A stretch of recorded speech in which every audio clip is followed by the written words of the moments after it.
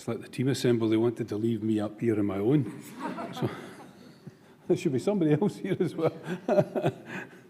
Don't be shy. Chalmers 333, convener of the Assembly Trustees. This year's report of the Assembly Trustees covers an immense amount of work, but it boils down to this. As a church, we need to invest in the core business of local ministry as we... there should be a PowerPoint appearing as we go along. I'm trying to get the attendance screen away first. Right.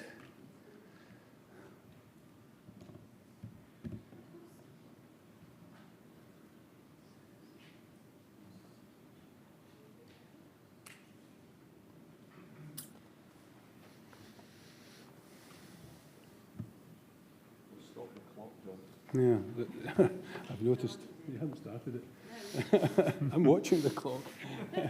I used to do that. But there's trickery here, so I want you to get the full boona, as they say.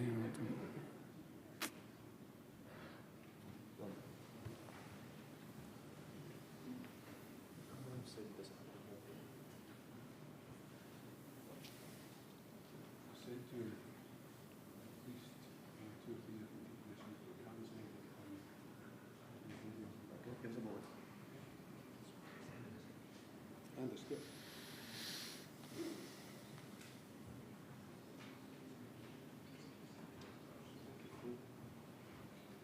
Carl can come to the rescue. But I saw the email that was sent with the PowerPoint and the script. So we can proceed without it just now. It just has to eventually find its way to screen. Sorry about this, folks.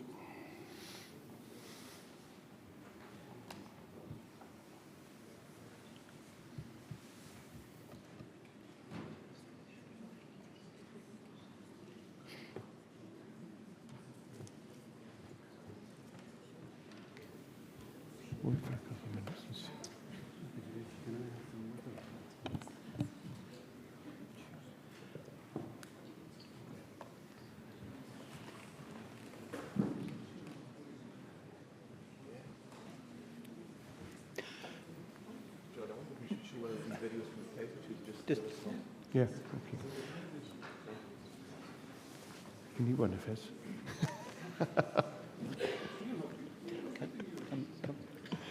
Right, I wonder if we could just introduce Mr. McCorkindale, who's going to tell us what we're going to do next. The proposal is to show one of the Presbytery videos while we get things in order here.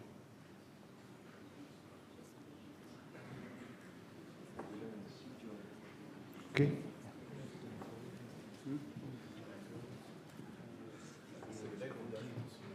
Okay. Get one of the videos on. Excellent. Excellent.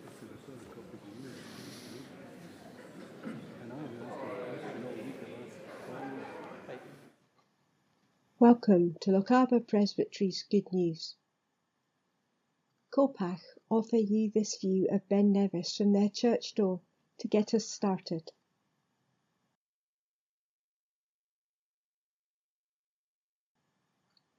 Their Knit and Natter group have been being good news for our Presbytery mission partners, Keith and Ida Waddell, who are able to give these lovely things to the new mums they serve in Zambia. There is good humour over coffee at Copach, and that lovely view to encourage worshippers as they head off to be good news in their community. Over in northwest Lochaber, they are looking to be good news for their communities too. Prayer is the starting point, and so they are inviting everyone to give it a try. The congregation had some connections with people who wanted to play music together, so they started a group and more people came. Some of them posed for a selfie. The group helped with outdoor carol singing and led the praise on Easter Day. A few of the congregation are learning Gaelic, and they heard of other learners who also wanted to practice. So a Gaelic conversation circle has started. They have a wee library and gave a copy of An Chimnach Nua to everyone who wanted one. There's an Acorn group that meets over Zoom. It's been helping them to reach out to people beyond the church family. Here are some of that group to tell us how it helps. Maybe this is a good question for Maureen. Why do you keep coming?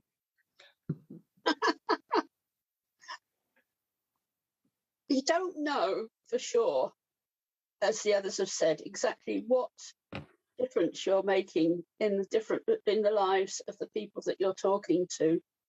But there is something there. You do understand that you have been drawn to that particular person at that particular time, and it's nothing to do with trying to be a missionary. You can actually have a conversation that doesn't actually touch on Christ at all, but you still feel that you're inside a chain. You're not delivering the whole thing. Something else is going to happen. Something is going to come to the mind of the person that you've spoken to. Something hopefully will lead them towards Christianity and everything that the church has to offer. Yeah, very good, Maureen. Thank you. The folks at Dura and Glencoe St Munders started their Easter day with worship at Cool Bay. The wet weather didn't dampen their spirits, and afterwards they enjoyed breakfast together at Dura Church. In the afternoon they celebrated communion. And finally, Kinloch Leven are going to tell us about their Knit and Natter group. Our very active Knit and Natter group has worked on a variety of projects, including smoothie charity bottle tops for Age Scotland, remembrance and Easter displays of knitted flowers, Christmas bunting in the village, and baby hats for the Queen Elizabeth Hospital in Glasgow.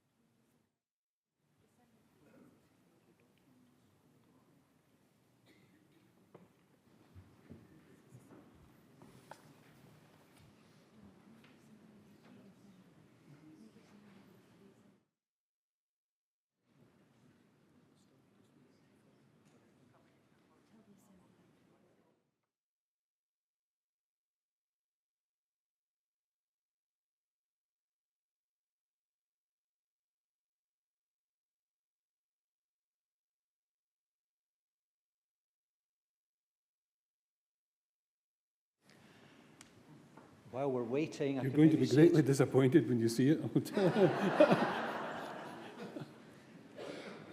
While we're waiting, I could maybe suggest to any other conveners hearing this, check that John Williams at Oscus Media has any of their PowerPoints ready for later in the week. Okay. Moderator, this year's report of the Assembly Trustees covers an immense span of work, but it all boils down to this. As a church, we need to invest in the core business of local ministry as we emerge from the long overdue process of Presbytery mission planning. And we urgently need to focus our energies on new and emerging forms of church life, church plants, and pioneer mission. And the PowerPoint is not moving on. There's the first part of it.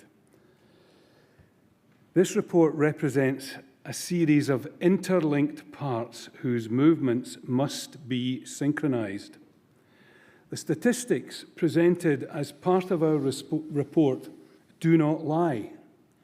In my lifetime, we have gone from a church of 1.3 million members to fewer than 300,000.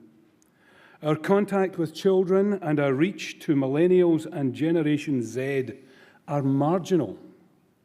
However, from the contact we do have, we know that while they agree with many of our aims, the present shape of church and the concept of membership itself means very little to them. These missing generations are our children and our children's children. They are not without a desire for spiritual nourishment. They are still in search of meaning, and they share many of our values. They care about the climate. They want to see something done about the unequal divide of the world's resources. They are outraged by dishonesty in public life, and they are scandalized by ageism, racism, sexism, and every other ism that shouts exclusion. But all evidence suggests that the ways in which these generations will pursue their search for meaning, their expression of faith, will not be through a top-heavy religious institution. It will not be through experiencing church sometime between 9 a.m. and 12 noon on a Sunday morning. And it will not be through a reinvention of what went down well in the post-war and baby boomer years. Our ministers and ministry teams, of which I have been a part, have worked hard and well, but in a format which is now not reaching its target. Instead, it will take a well-formed, well-trained, and well-supported generation of ministers, deacons, elders, and members to form the front line of new ways of being the Church of Scotland.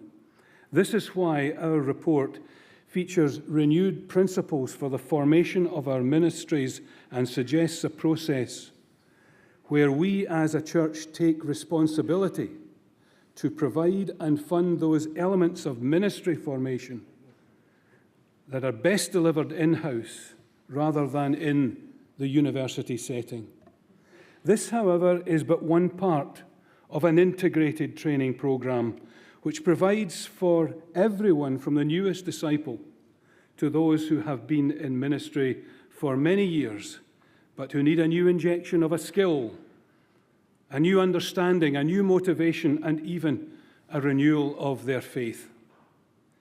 If the millennials and those of Generation Z are not going to embrace church as it is now, then what kind of Christian community is to be accessible, relevant, and real for them? We believe that the answer lies in patterns of church life that are still to be fully explored and developed. But there is much here to be learned from other denominations, not least from a number of dioceses of the Church of England. But whatever else is endeavoured, we must invest seriously in new ventures, pioneer ministry, and church planting. So despite the extraordinary financial pressures which are highlighted in our reports, with forecast, if unmitigated, annual deficits across the unincorporated entities of £7.5 million per year over the next 5 years. In spite of that, we believe that it is time to lift the moratorium on what the 2019 Assembly called the Growth Fund. We simply have to begin to make resources available to those who want to break new ground in mission, both online and in person. There is no future for a church which is asset-rich and people-poor. And so, with the minimum possible delay, we must open up what we are now calling the Seeds for Growth Fund, making available between £20 and £25 million over the next 7 years to fund projects aimed at growing the local church, both spiritually and numerically.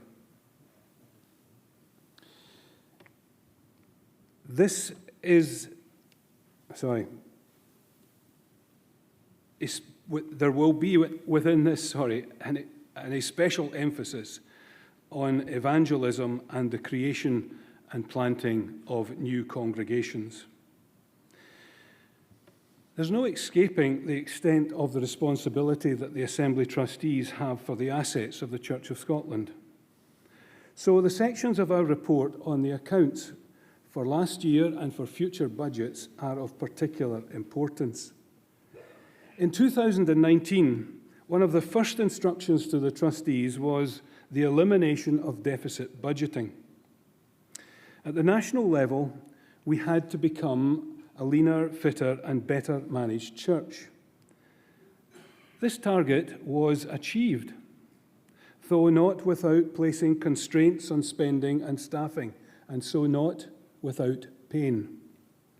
Now, however, new financial challenges confront us in the form of the massive impact of the pandemic, the need over the last 2 years to reduce the level of contributions from congregations to central funds, the need to establish a transition fund while we introduce giving to grow, the introduction of a new funding model for the new presbyteries, and the cost of living increases, which will have an impact on almost everything that we do.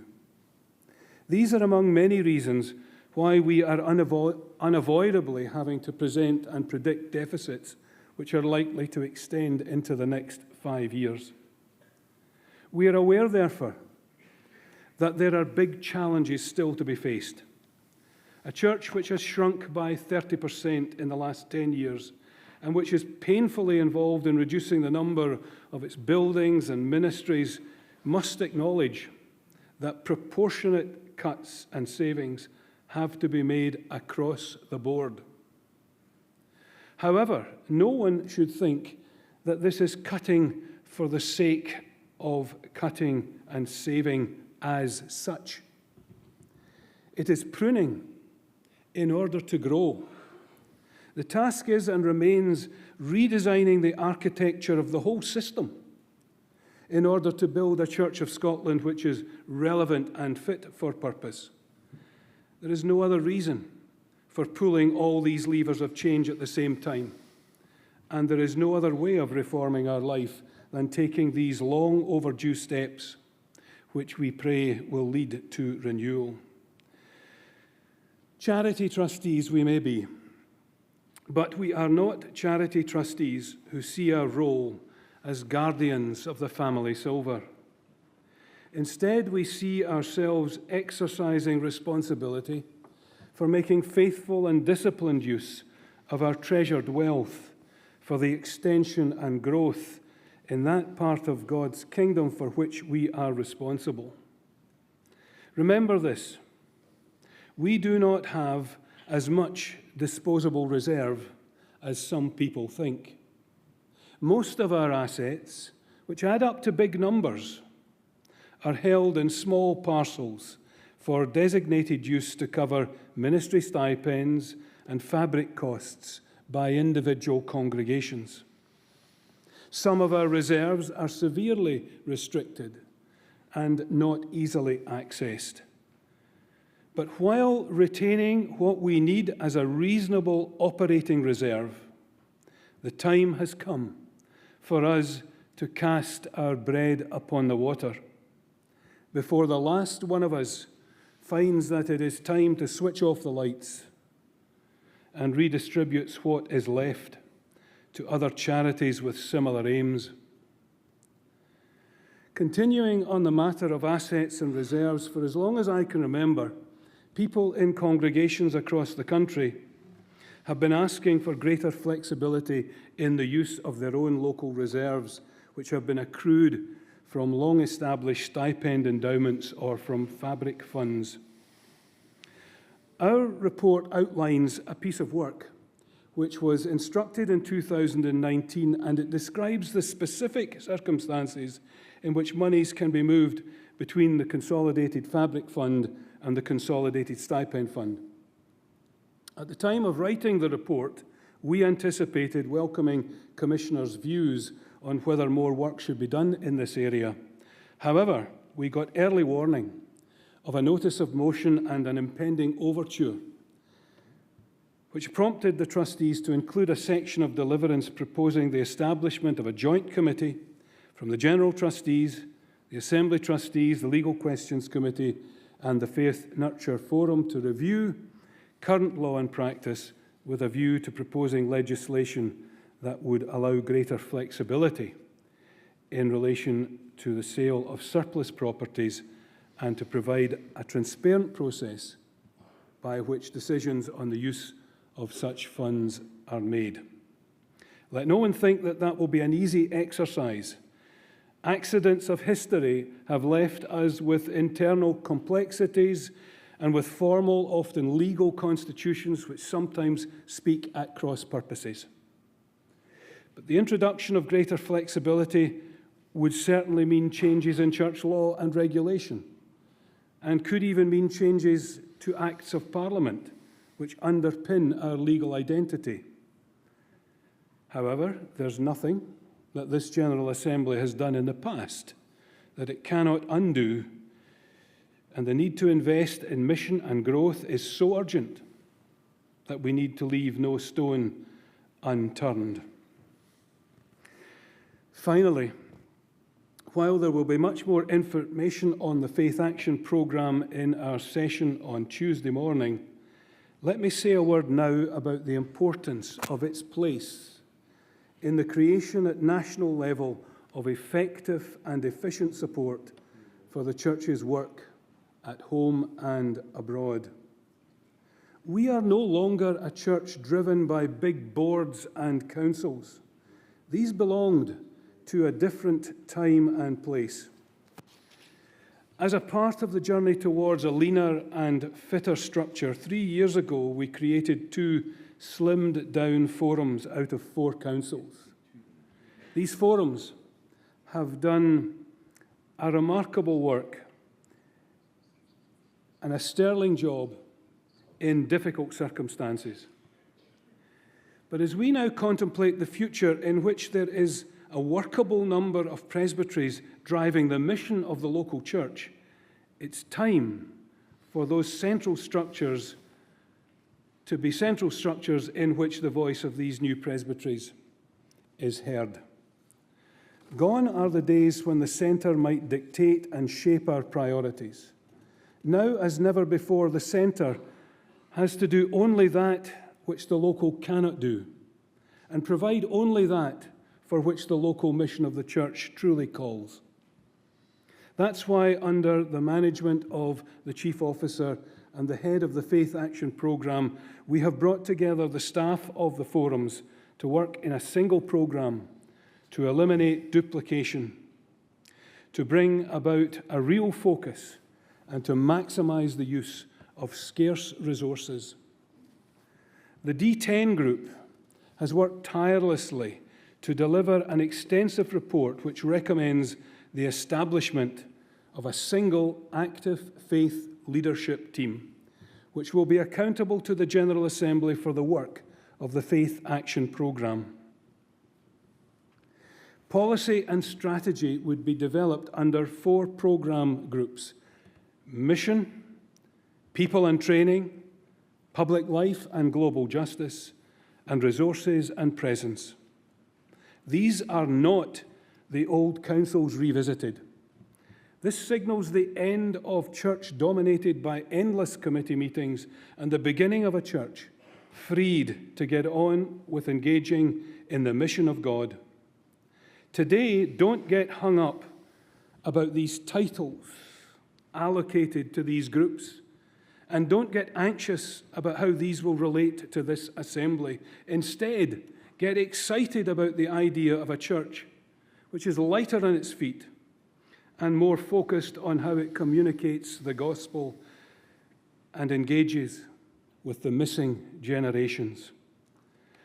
A strategic planning team, including representatives of the Faith Impact and Faith Nurture Forums and the Assembly Trustees, the Ecumenical Relations Committee and the Theological Forum, will work out the details, and the Assembly Trustees will bring a full report and an overview to next year's Assembly. This development work is one of the important interlinked elements in the remaking of the Church of Scotland, and the success of the whole depends on the implementation of each individual part. And here you should be seeing the last of the PowerPoint slides, but it's disappeared again. Press the button one more time, and it goes.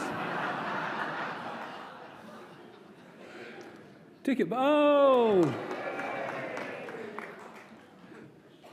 The success of the whole depends on the implementation of each part. Moderator, this is my final report as convener of the Assembly Trustees. If I have spoken with particular frankness and urgency today, it's because the demands of the moment require it. I present the report in its entirety and move the deliverance. Seconded. Thank you, John.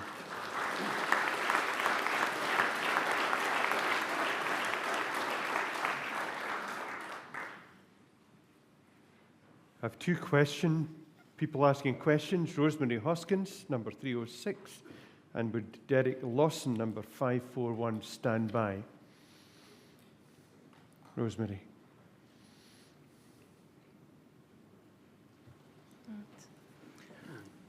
Thank you. Rosemary Hoskins, 306.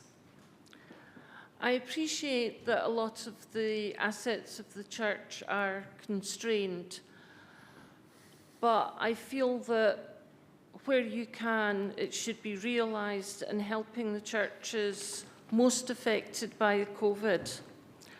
And I was wondering why COVID help was equal across all churches and not targeted to those who lost a lot of income through hall lets, because I'm aware that some churches had very little effect of COVID, while others lost a lot.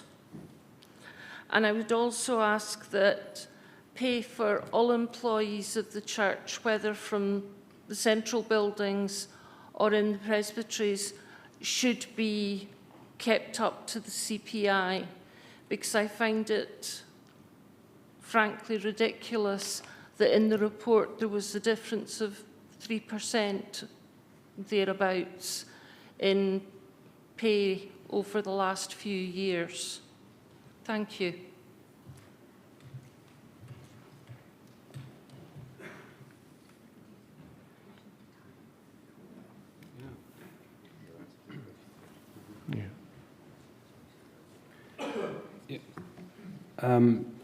Quite difficult to answer some of the specificity that's within that question. We don't have the detail, and it filters through very slowly, the detail of which congregations were most affected against which ones were not. We know that congregations that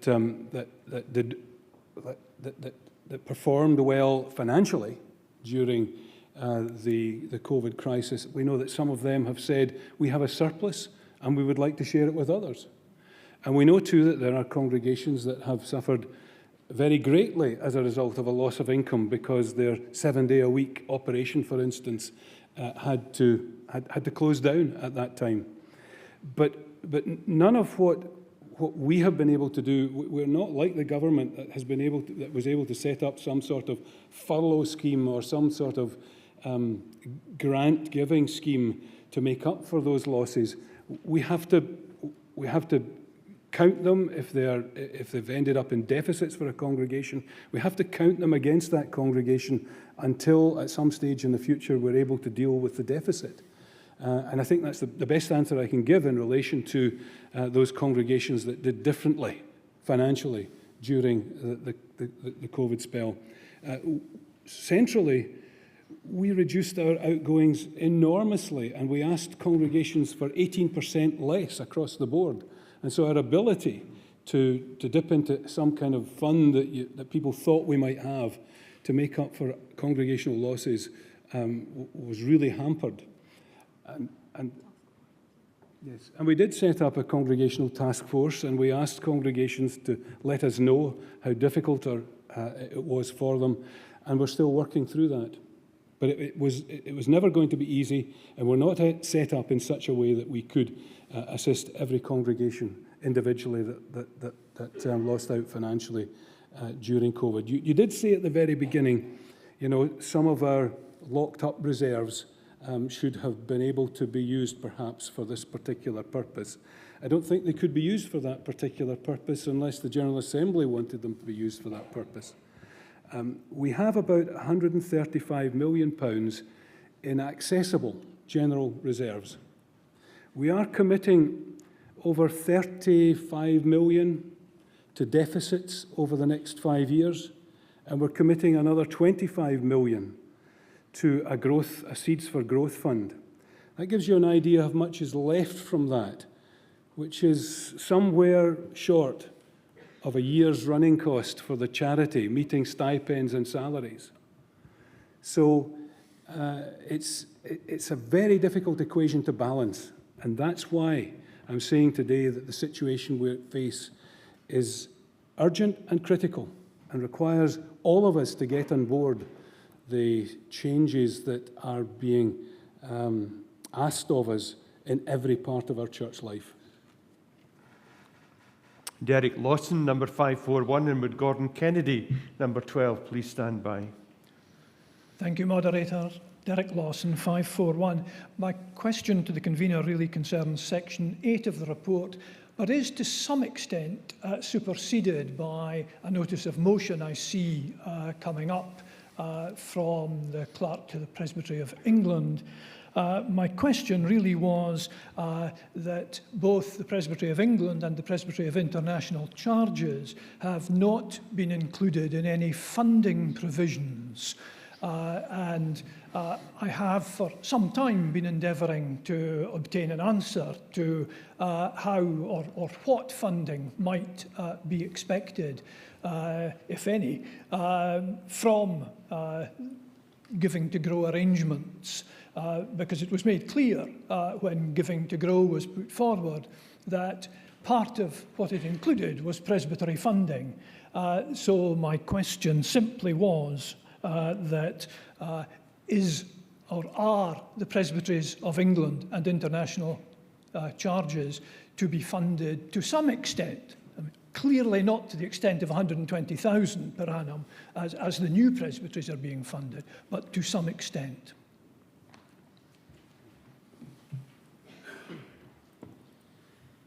It has not been part of the plan that presbyteries, other than the new presbyteries, would receive core funding or additional funding through Giving to Grow. So no, and the International Presbytery and the Presbytery of England are different cases. International Presbytery has enjoyed up until now and may go on enjoying grants from the Salvation Fund. We're quite happy to continue to talk to the Presbytery of England about their funding position, but traditionally until now those presbyteries have funded themselves through local schemes of presbytery dues, and until now that's how we consider these presbyteries should continue to fund themselves. Gordon Kennedy, and would Mike Goss please stand by to speak? Moderator, Gordon Kennedy, number 12. In his speech, the convener spoke about membership statistics and made the observation about folks not joining things today. What I would like to ask is the trustees or any of the fora or any other body of the Assembly actively considering questions around our missiological experience and practice of church membership to bring a report on that theme to a future General Assembly? And if not, do any of the relevant groups have permission to go ahead and do that, or would they need a section of deliverance from the General Assembly to do that work on our understanding of membership? Thank you. I think the answer to that is that no, nobody is doing that piece of work at the moment, although there's been plenty of research done around the edges, and there's been plenty too of information that has come to us from other denominations who've done much more work on this.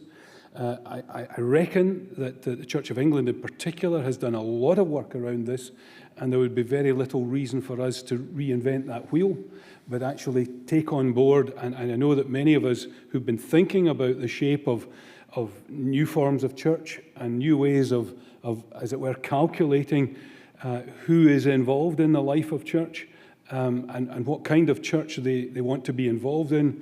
I think those of us who've been thinking about that have been taking a lot of information from work that's already been done either in the academies or in other churches, and I'd be happy to say that as we continue to do our work, particularly in relation to the use of the Seeds for Growth fund, that we would continue to learn lessons from a body of work that's already there.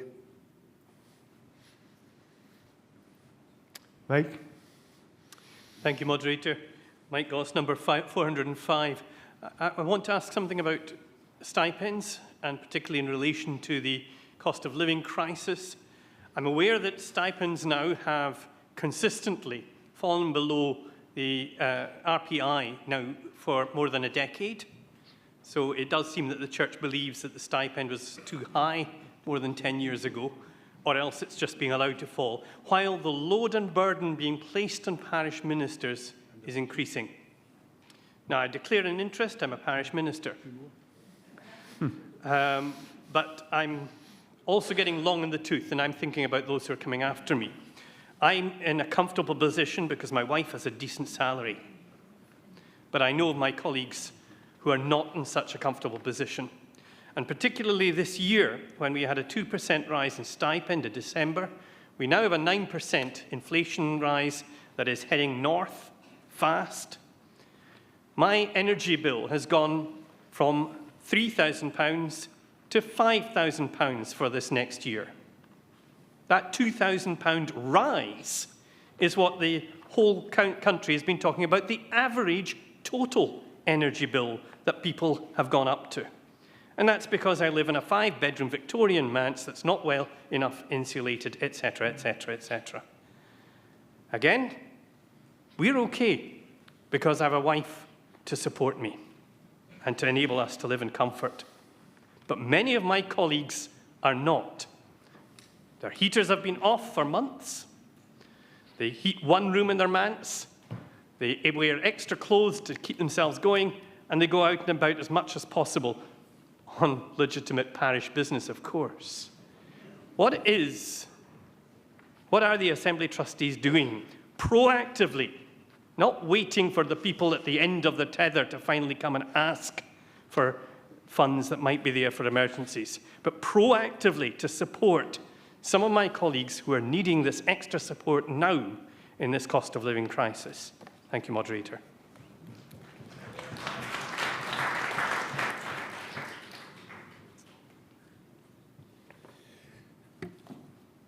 Moderator, there's a notice of motion somewhere further on in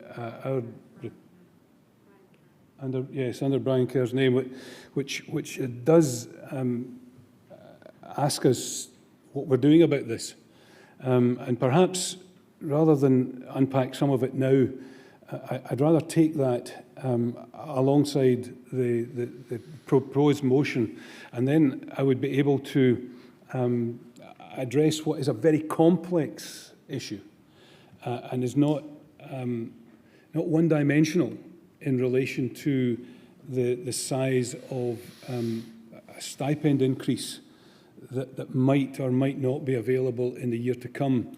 Church of Scotland has a range of staff across a range of employing agencies, not least in Crossreach, where some of our lowest paid staff are. So there's a very complex chain of issues that have to be looked at if we're going to deal with this with any kind of fairness across the board. And we need to acknowledge that there's no charity, and we are one of the bigger ones, but there's no charity in this country that will be able to obviate all that the cost of living crisis is bringing to every sector, but particularly to the charity sector. So I'd rather address the complexity of this later, if that was all right with the questioner. Now, these are questioners who've given us warning that they're going to ask questions. Are there any other questions to be placed to the convener?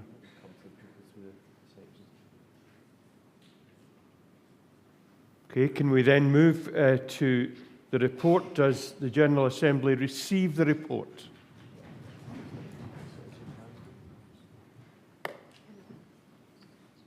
Okay. Just in case you're wondering about the slight delay, we're waiting for the Zoom results to come through as well. Item 2.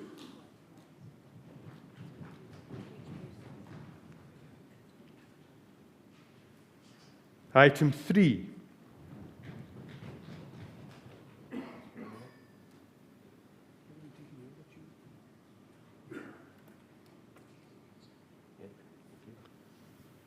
Item 4.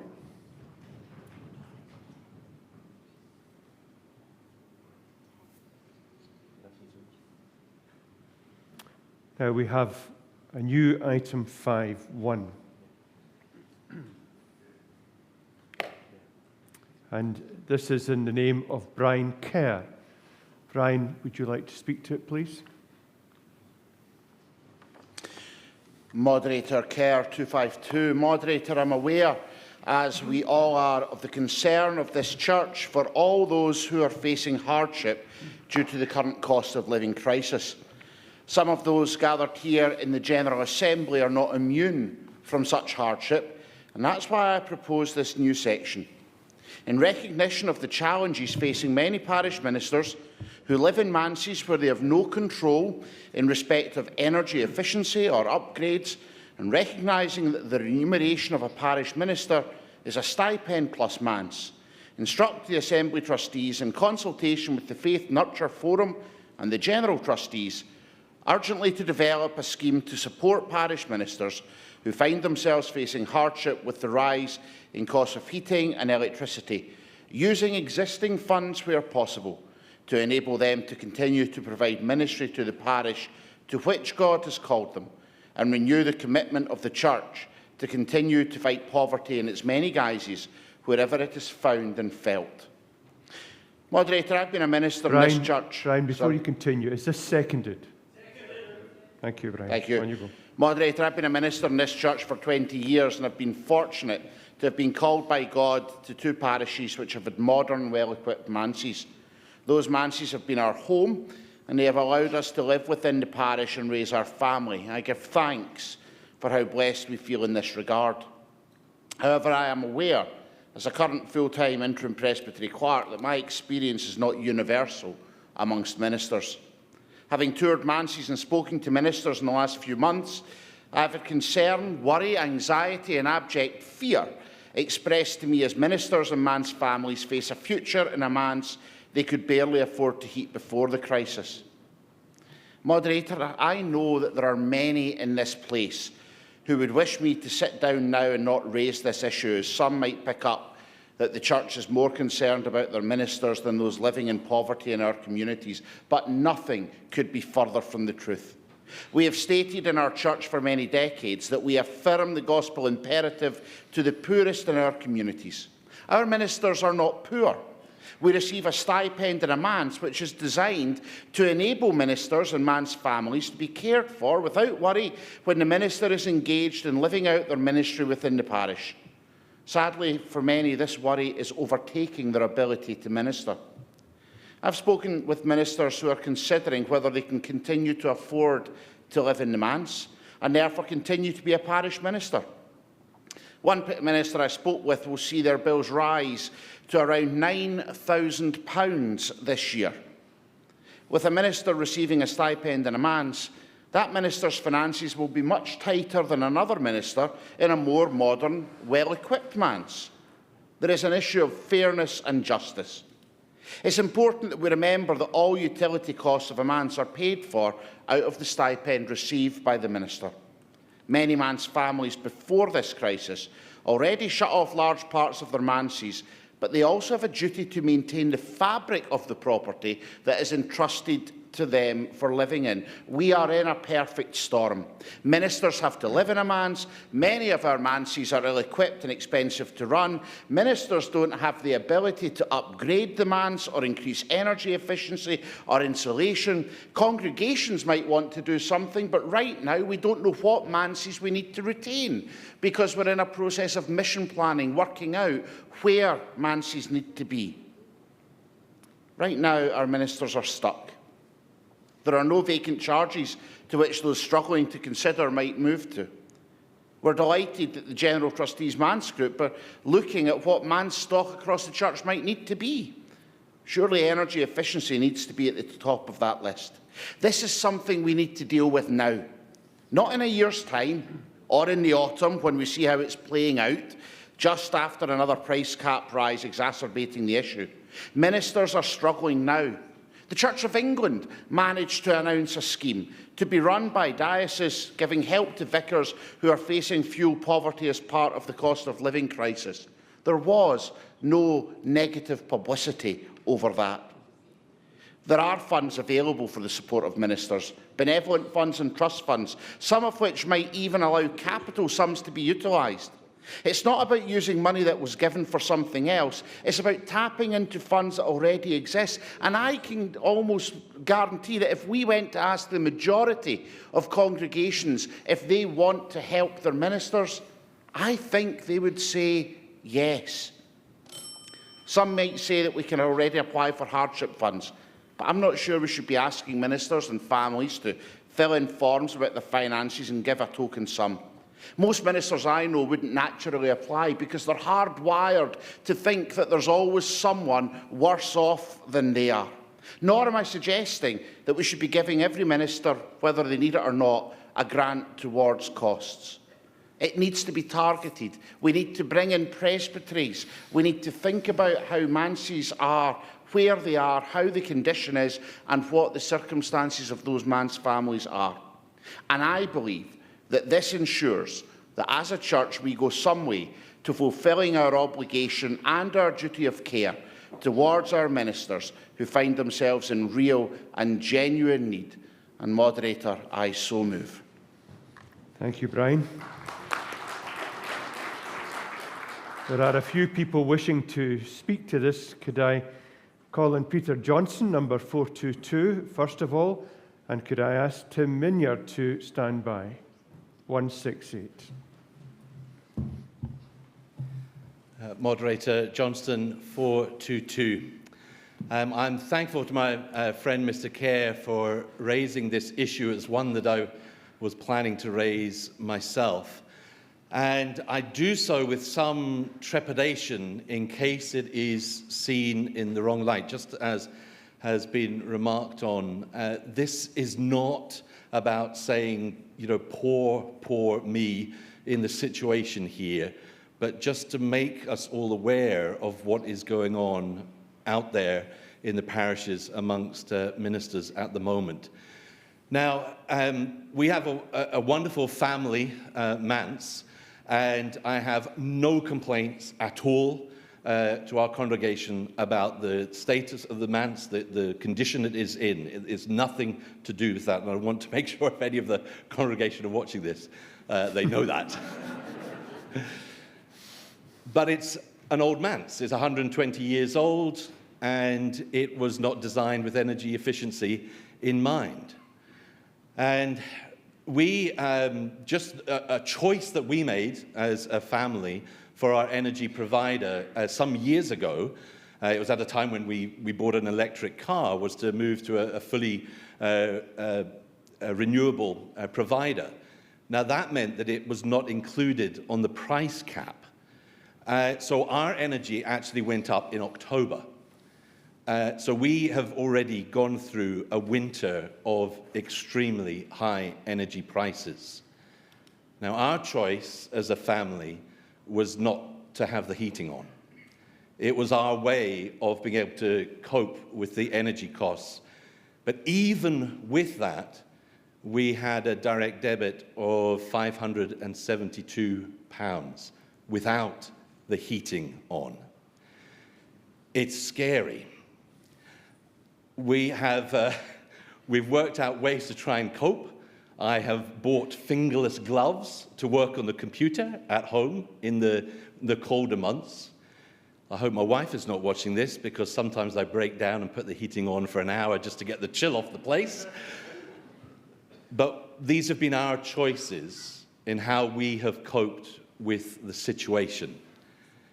As Mr. Goss said, my wife works as well, so we are able to manage just about by making these choices. But I know that some people won't be able to make those choices for their own particular circumstances. And for those folks, I am really concerned for this winter that's coming up, because I've seen what last winter was like. And so I support this section in the name of Mr. Kerr. Thank you, Moderator. Thank you. Tim, and would Scott Rennie please stand by to speak?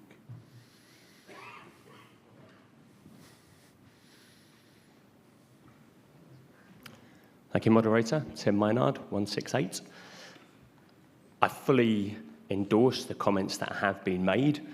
My big worry is that we're letting individual churches off the hook. I know various ministers who are in manses which are unfit for purpose in the modern world.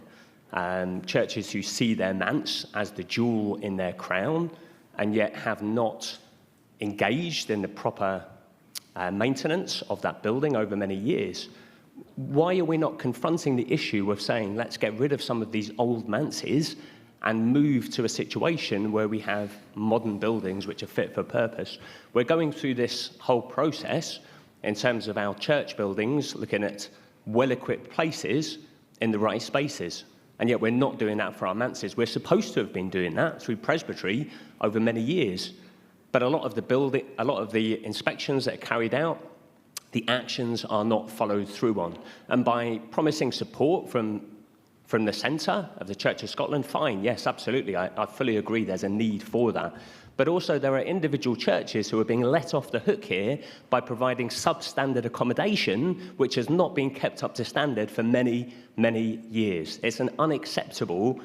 We can keep on trying to put a sticking plaster on the situation by giving funding to people who are in need. Or we can look at those situations where buildings need to be got rid of, and rather than people say, well, we've had this manse for hundreds of years and it meets our needs and it's the jewel in our crown, there are families who are really struggling, and we can continue to have them in that situation, or we can actually look at the root of the cause rather than putting a sticking plaster on it. Thank you, Moderator.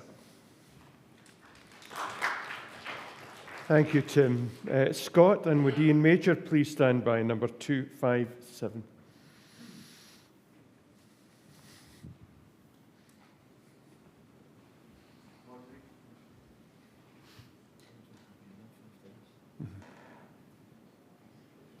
That's them all anyway. There we go. Moderator, thank you. First, a question before a comment. I'm not entirely sure whether the convener is minded to accept this or not. No. In this form. No, not in this form. Moderator, the issue of manses is a very important one, and the issue raised by Mr. Goss too is very important. And the truth is that charities, along with other organisations, get the best out of those who are part of their mission or ministry when they value them, when they support them, and when they do things that indicate that their contribution is valued. I detected, I'm sorry if I'm being unfair to Convener, but I detected an air of complacency about the whole business of this matter. You know, I detected a bit of long grass too. I think this is a matter that needs dealt with in two ways. First of all, there's the long-term question, which the Speaker previously raised. There is a manse working group which contains people from the General Trustees and the Faith Nurture Forum, and I think it's fair to say that that working group is well aware that there is a huge range in terms of the quality of manses and the quality of provision offered to ministers. Of course, presbyteries could in themselves take this issue in hand by their own property teams having a review of the manses, the conditions they're in, and whether they're fit for purpose for ministers. And I think it's difficult at the moment for, the Manse Working Group, because there is so much work going on with the presbytery mission planning and the assessment, of course, of buildings and that. So there's a kind of overwhelming amount of work. But I really think I think it behoves the church to really take this issue seriously about its ministers. I appreciate there are other people. But, we should not be involved in a race to the bottom in terms of terms and conditions for ministers. Ministers do a great work in their parishes. They're under a lot of strain and stress. They're having a lot of asked of them at the moment, and so they should. It's a time of change, and that change needs to come. But I really think it would be helpful if the Assembly Trustees would show some kind of sign of understanding that this is a big issue in terms of fuel poverty, and that there is a pressing need to help people now, as well as the long-term issue being dealt with. And it can be dealt with, and it will be dealt with, but I think there is a short-term issue, and I think it would look well upon the Assembly Trustees if, in some way, even if it was an amendment to this deliverance, they could recognise it and give some thought and time to it in the year ahead. It would be much appreciated. Thank you. Ian, can I just ask, Ian, have you got something revolutionary you want to add to all of this? Moderator, I don't think it's revolutionary, but I would like to share my experience, please. Okay. I have written it, so it won't be long, I promise. Because, Moderator Ian Meyer, 257, I would like us to acknowledge that stipends have not increased in line with inflation, and especially not at the record levels that we face today. We need to acknowledge that this is not a discussion to be kicked down the road.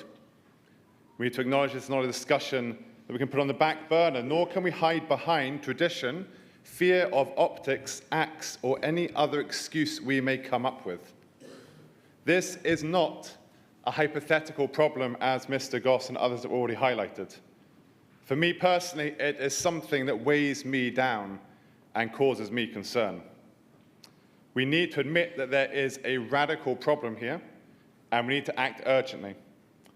If we don't, then I fear for the ramifications for ministers, the families, and I, for one, fear for my family. My fixed tariff runs out later this year, just in time for the next price hike. As a family, we face a very uncertain future. As a family, we already only just about make ends meet, and I will be honest, there are many months when we don't even manage that due to the rising cost of living. This winter fills me with fear and the realization that hard decisions will have to be made by us as a family. Do my wife and I skip meals for the sake of my children, or do we turn the heating on? Can we even afford to turn the heating on in the manse? Moderator, in an age in which, as a national church, we're trying to be more adaptable and in which we're instructed to be radical and missional moving forward, we need to find adaptable, radical, and missional solutions, not only for those whom we work for, but to all who minister for them. Thank you, Moderator. Thank you, Ian. No, I'm not of mind to take any more questions unless it's something that's really...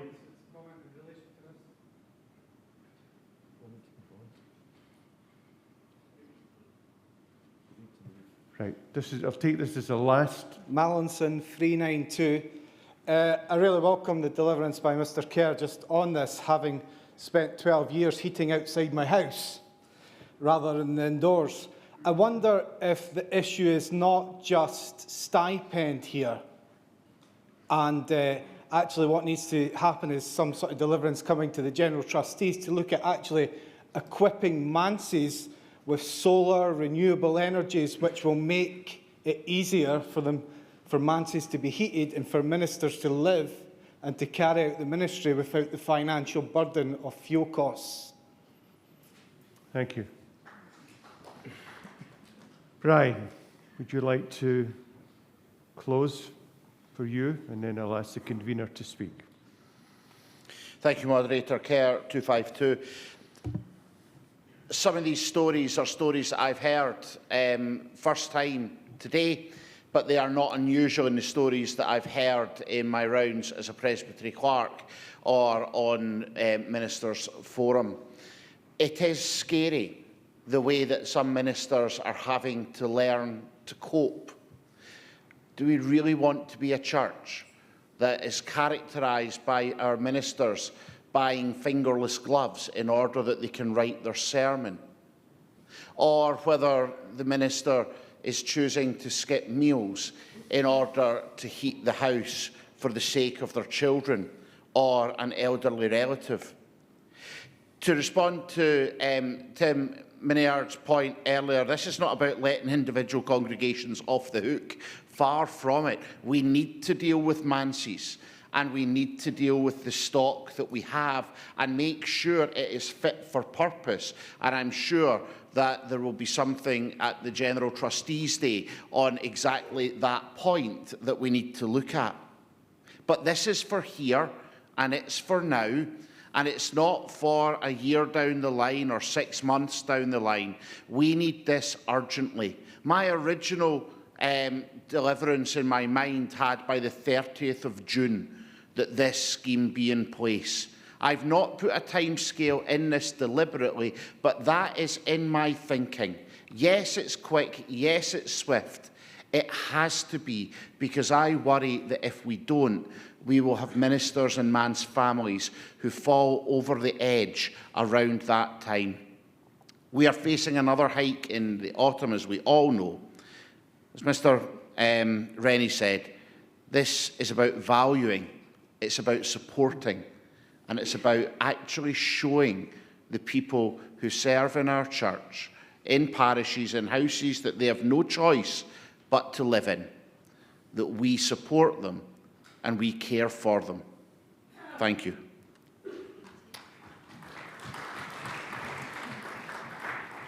Convener? I bet you're wondering what I'm going to say to that. Mr. Kerr has described it as a perfect storm, and that's what it is. It's a perfect storm. And it's a perfect storm around a very, very complex issue for us all. And I'll make no bones about my concern over the optics of this. One of the things I've been doing over the last 7 years of my life has been convening an action group for the Carnegie UK Trust, which works with the most significant poverty organisations in Scotland. And we've been talking over the years about people who are living in substandard accommodation, actually having to pay rent for it, and actually having to pay council tax for it. And they can't even afford to put money in their prepaid meters. And so there is something about the optics of this, which, for instance, in my view, is not addressed by what the Church of England have done, which has set up a fund of about £3 million, which they're making available to dioceses to distribute as benevolent funds applied for to help their staff pay for some of those services that their stipend just won't allow them to reach to at the moment. But the bottom line is that in the Church of England, £3 million across the Church of England wouldn't go anywhere near bringing Church of England stipends up to Church of Scotland stipends. So that doesn't answer the question in the Church of England, and the comparison for me just doesn't work. To say that we're complacent about this, however, is just not fair. The trustees are concerned, and they're concerned. We're very concerned that this year we were only really in a position to put 2% on stipend when we knew that there were things coming into the frame, the increase in national insurance, all of these things. We knew we were heading in this direction, but we have got to balance the books in some way. Now, I know that Mr. Kerr knows that we wouldn't even be debating this just now if it wasn't for the fact that we already have funds set aside that can be used for this purpose. Because you couldn't come to this General Assembly with this particular motion and not say, and where are you going to get the money? And I've tried to tell you this afternoon that money is tight and that we're going to need some of that reserve to make sure that we deal fairly with Crossreach and with our MDS staff, as well as who don't live in manses but still have to heat their houses. So there's a huge complexity behind this that's not easily addressed. But I did say we have funds. I'm a trustee of two of the funds which stretched about £2 million that are already in place to meet the hardship demands that ministers face. Now, it so happens that in one of these that I receive applications for every month, we have had fewer applications in the last 12 months than we've had in any of the previous 12 months for the last 3 years. And I don't know why that is. Perhaps I think it's because people are not as aware of the existence of these funds as they should be. And we have around £2 million in benevolent funds to meet hardship. And I believe that it's the role of our presbyteries, through their presbytery clerks and through their presbytery pastoral advisors, to be on the lookout for those places where the condition of the manse is such that it is strangulating the ministry. And applications that come to these funds that I'm talking about will not just be met sympathetically, but they'll be met positively because these funds exist for this purpose. And I don't think it's in our interest today to formalise this kind of benevolence. And I say that, and I know they've rung the bell on me, but I say that because I also believe that the bigger picture has to be taken account of here. The General Trustees know that there's an issue and they're working on it. And maybe we need to say to them, work on it quicker.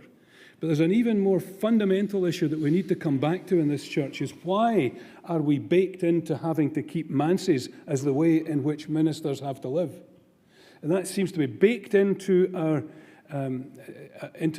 income tax system, such that we can't seem to get ourselves out of it. Many ministers would like to be out of their manses altogether and live in a very different kind of house. And we need to address that underlying problem as well, which is to do with our history and our structure and our constitution.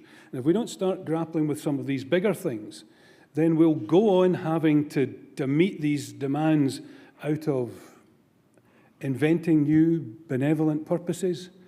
I don't want to see the church living like this any more than Mr. Kerr wants to see our ministers living the way some of them have to. I don't want to see that either.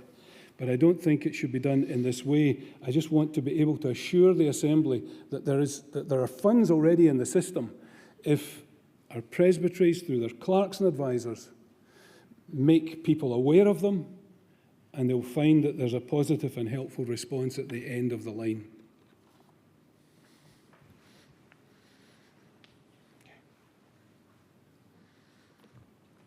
We need to proceed now to vote.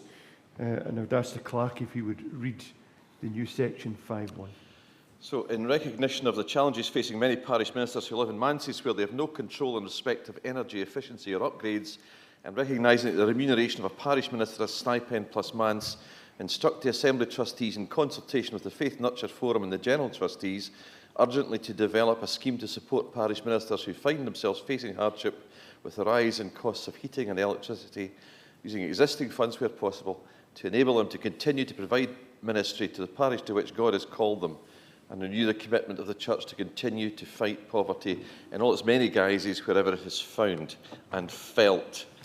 So, moderator, we vote 1 for inserting this new section, 2 against inserting it, and on the hub for and against. And the vote is...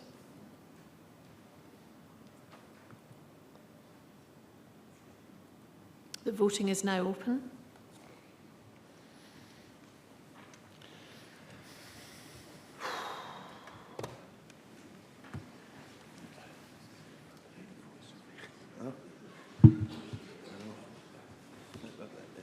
behind. There's another new section. We're over an hour behind. We're over an hour behind.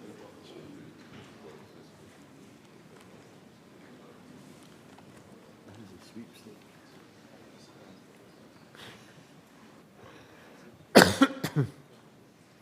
10 seconds.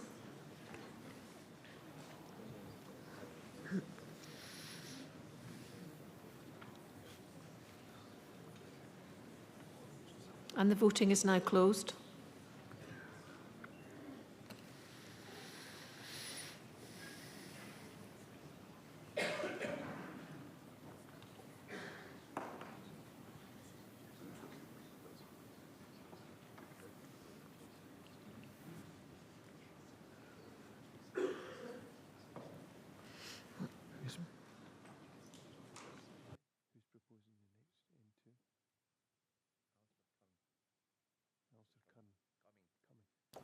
Presbytery of England.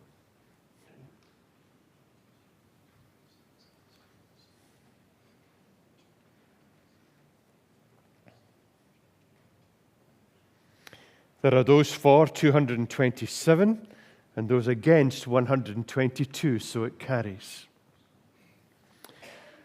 We move on to new section 5.2, and Alistair Cumming will speak to it, please.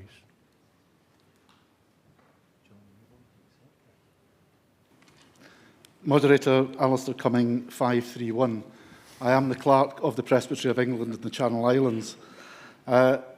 The motion that I would wish to bring forward is to note and acknowledge the differing needs and valued contribution to the Church of Scotland of the Presbytery's Firth of Scotland, and urge the Assembly Trustees to consider providing a budgeted amount of £12,000 allowance in the national budget annually for 5 years for the Presbyteries of England and international charges, and report to the General Assembly of 2023. And I have arranged for a second. Is this seconded? Seconded. Thank you. Moderator, I'm grateful to the clerks for helping me frame this motion in order that it was competent. Moderator, the Presbytery of England was excluded from the 2019 deliverances of the General Assembly in Presbytery reform. At that time, some may have thought that this was a good thing. But as time has passed on, we have discovered, much to our cost, that we consider to be excluded from much that is happening in the Church in Scotland. The work of certainly the Presbytery of England, and I'm sure my colleague Derek will speak for the Presbytery of International Charges, is immense.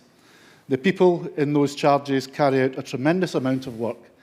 The Presbytery of England has been funded only by dues based on a per capita amount from those congregations.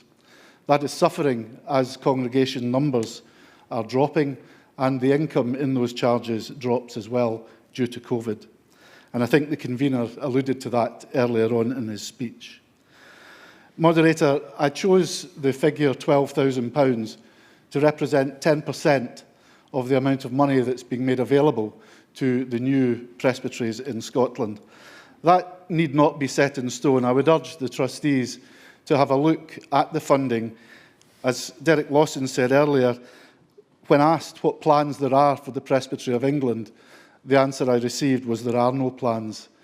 Moderator, as presbytery reform has moved on, now is the time to look at those plans and decide what is a funding model for the Presbytery of England and the Channel Islands, and indeed perhaps the Presbytery of International Charges. I urge the Assembly to support this and would hope that the convener may accept. Thank you.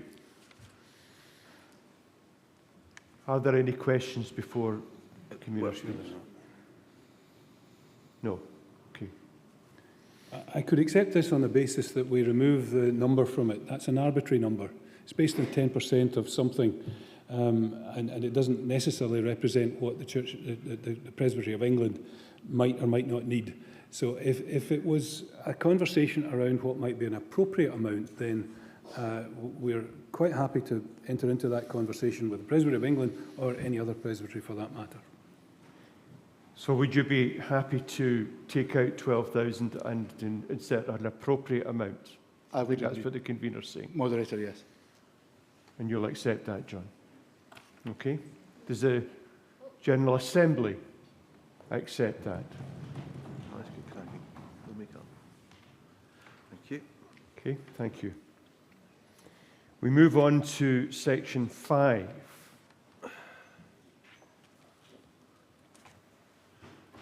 I've got some questions here. Scott Burton, number 297. And would... Oh, Scott, you're down twice. Can I have Scott Paget standing by, number 277? So that's Scott Burton, followed by Scott Paget.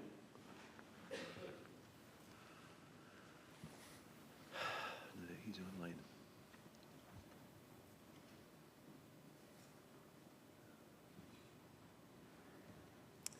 Thank you, Moderator. Scott Burton, 297. I'm part of the mission planning team for Forth Valley and Clydesdale, and we are working hard trying to get ahead of things and meet the deadlines. One of the bits of work that we've been doing around is the impact of mission planning and the changes coming that would be on Giving to Grow and what that would mean for congregations that are adjusted. And one of the principles of Giving to Grow is around growth, that churches can grow their income and retain more of it locally without being penalised. However, when we've been doing some of our own calculations based upon the material provided both in this report and in last year's report, I think it was, it's come to our awareness that, and particularly because the number of MDS posts is capped at 120, but not just because of that, if a charge was to have more than one minister of word and sacrament, their Giving to Grow calculation would actually end up being more in many cases than their combined M&M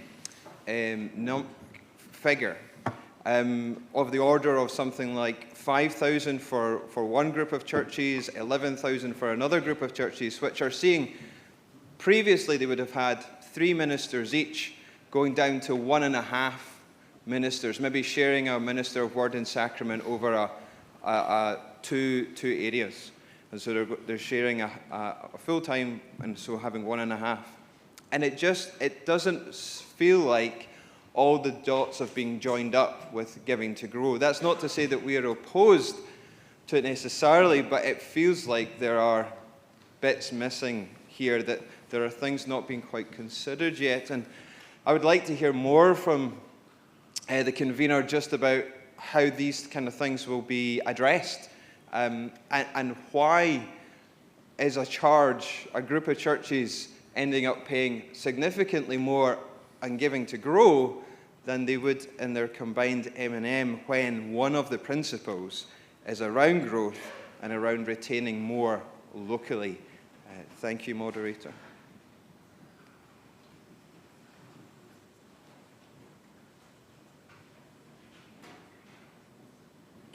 Yeah, there are several things maybe to say. First is that the situation you describe is one in which people, I believe, would be getting more ministry.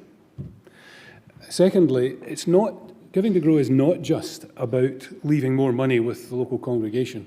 That's important in most cases, but it's also important that it's about paying for your own minister and seeing how much that actually costs, and doing the stewardship work that is required in order to pay for that minister where it is possible to do so. So there's a combination of things happening within Giving to Grow, one of which is encouraging people to see how much it is that their local ministry costs, whether it's 1 or 2, and reach out to pay for it.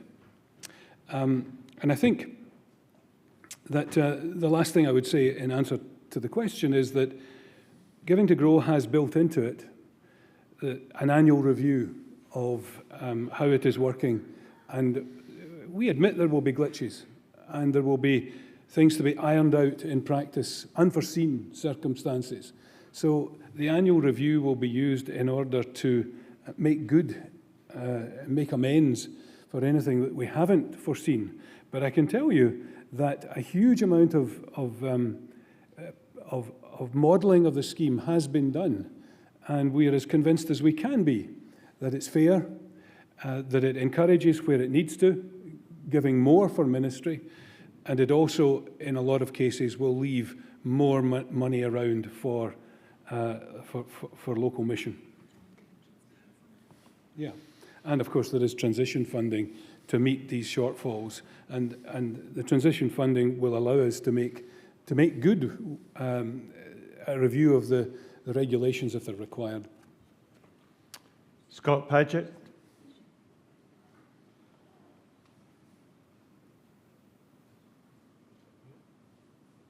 Thank you, Scott. Hello, yes, thank you, Moderator. Paget 277, that is good. More of a comment than a question on this bit. When I was looking at the Giving to Go bits in the report, that was great. I wondered how is that going to interplay or interface with this mission planning process? Because it seems that the Giving to Go date of its implementation is immediately after the mission planning process is stopping. So how are we going to, how does the Assembly Trustees, what is in place for the for letting mission planning entities just now that are doing the important work of trying to sort this out for the future, engage and actually make sure they know what this plan will be and how the working of this plan will be beyond, so that these creative plans for mission, which they're coming up with, can get to that financial responsibility code of practice thing. Thank you.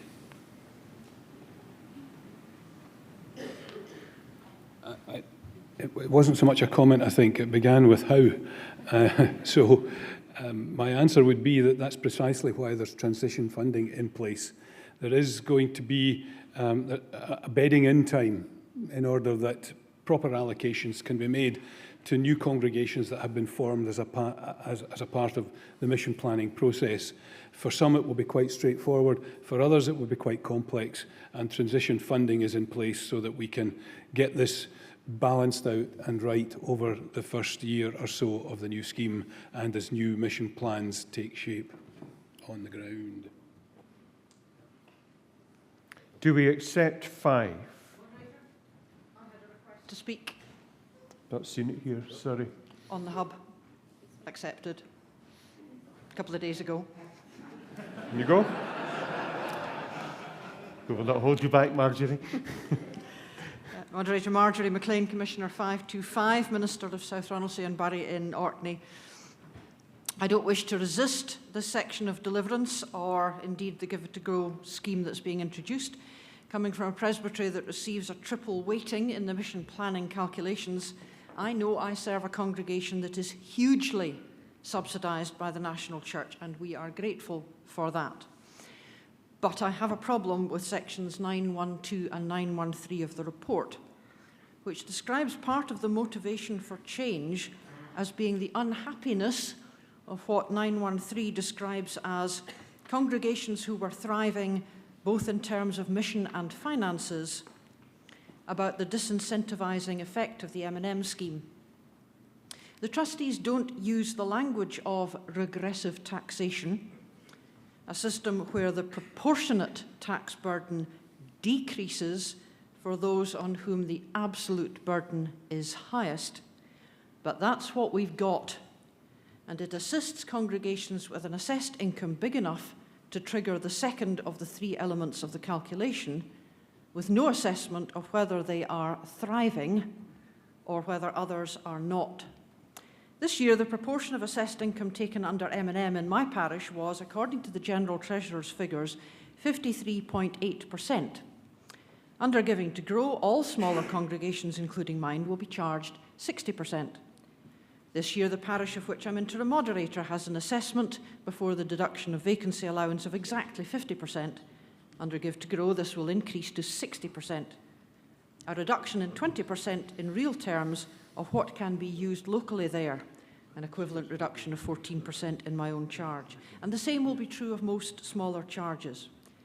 Meanwhile, a large charge with an assessed income of £150,000 will be assessed, on my calculation, 54% of its assessed income, compared to my charge as 60%, and presumably have similar bills for council tax, telephone, broadband, and so on. As I say, I will take on the chin all of this for the greater good. I understand the difficulties. But when 912 says that M&M, quote, collects more from those congregations with higher income and less from those with lower income, that is true in absolute terms. In proportional terms, you have to say the same of Give to Grow, which reduces local spending proportionately much more in congregations with a lower income than in those with a higher income. My main unease here, though, is the word thriving. The report doesn't directly say that congregations with assessable income over the magic 90,000 must be thriving, or indeed that thriving congregations must be those with the higher incomes. The convener knows our church probably better than anyone alive, and I know he's not saying that. It's the design of the system that implies it. Every one of those larger congregations benefits from the regressive shape of the system, which we have been told has been made regressive to encourage and equip thriving congregations. It's hard to deduce any other conclusion. And then it is hard to avoid the implication that small congregations, like the two I have mentioned, are, according to the design of the system, not anything the convener has said, are not thriving, because they have not been given an advantage that we're told the scheme means thriving congregations to have.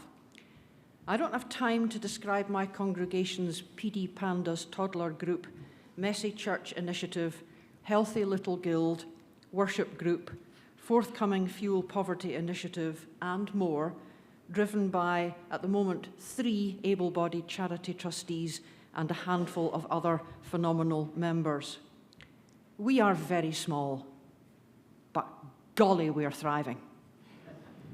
Can I therefore ask the convener for his assurance that his successor and the Assembly trustees and their staff will scrupulously avoid in future implying, even unintentionally, that Giving to Grow incentivises thriving congregations when there is no direct correlation in any congregation between financial turnover and spiritual or missional thriving, and the scheme is in fact weighted entirely to benefit congregations with a higher turnover.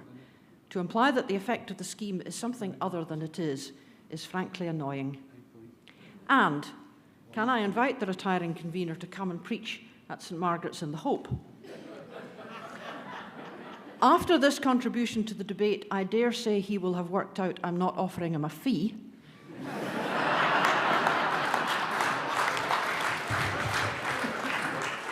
Or even expenses. But he and Liz can have a wee holiday with me in my manse, a time for relaxation that I think John Chalmers has more than earned in recent years.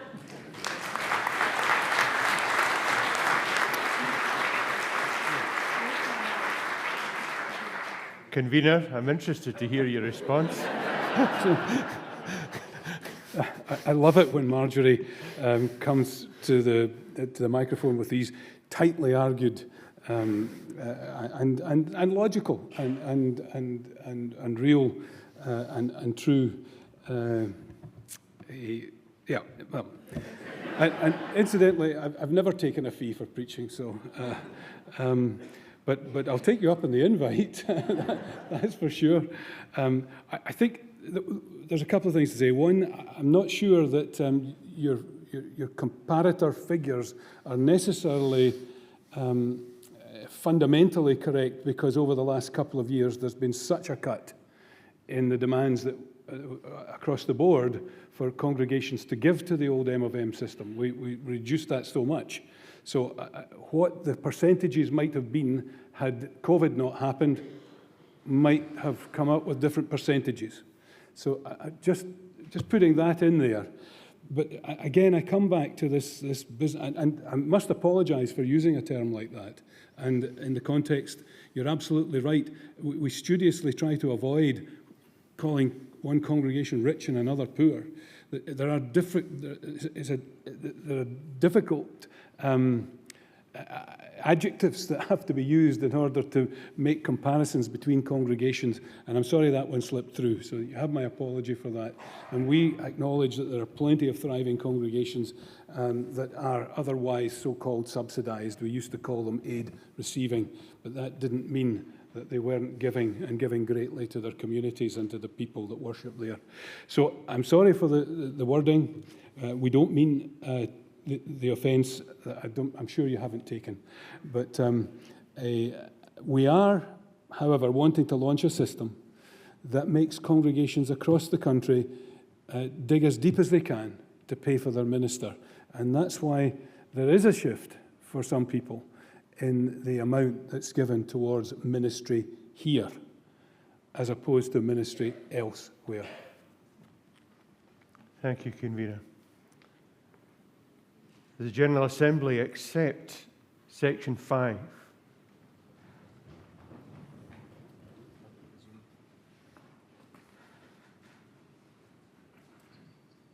Okay, it's accepted. We move on then to a new Section 6.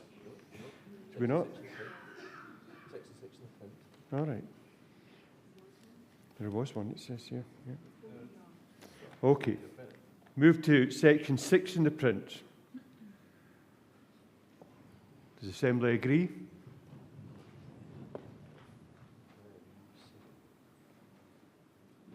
And an amendment then to, we move on to 7 and then an amendment to 7.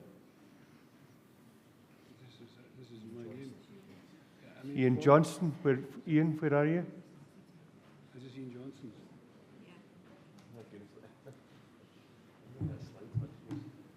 Thank you, Moderator. Ian Johnston, 227.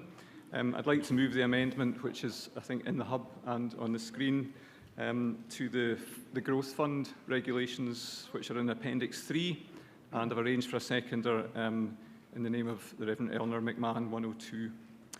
I was delighted to read in the report that the Growth Fund is being reintroduced, and it comes at just the right time in the life of the Church. Presbyteries and congregations are working incredibly hard to implement the Presbytery Mission Plan Act passed by last year's Assembly, and we all know that this is a difficult process because in every part of Scotland, congregations are working through a sense of grief at what they may be losing. But alongside this, I'm certainly sensing that new groupings of congregations are also becoming more hopeful. And would you please stop? Sorry, sure. Just a moment.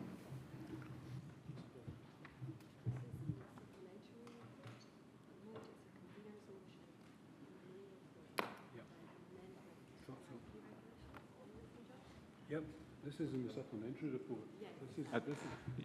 What we should be taking just now is the... Sorry, Ian, you're speaking to something in the supplementary report. We're still in the main report. Sure. And the convener's got an amendment tabled here to amend some things around international presbytery, around the changes, the consequential changes that come as we've made these other changes in the funding processes. So if you just hold fire, I think that's it. Sure. I'm delighted you caught me in the hop because I wasn't expecting to come on this now. Sorry about that. Sorry. Right. Yep. Okay. Moderator, I don't intend to speak to this. It's fairly formal. It's just a tidying up of the wording, and I hope the Assembly is prepared to accept it. Do we accept 7 as amended? 8? 9? Okay.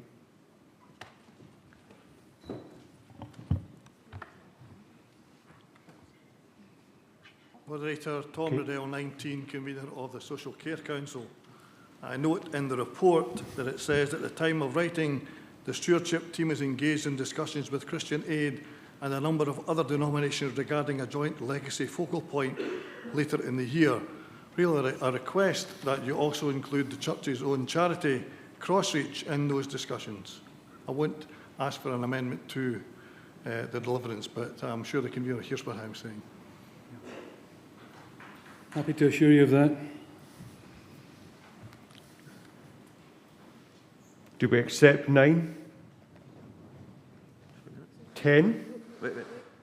Zoom. Zoom's okay. Right. 10.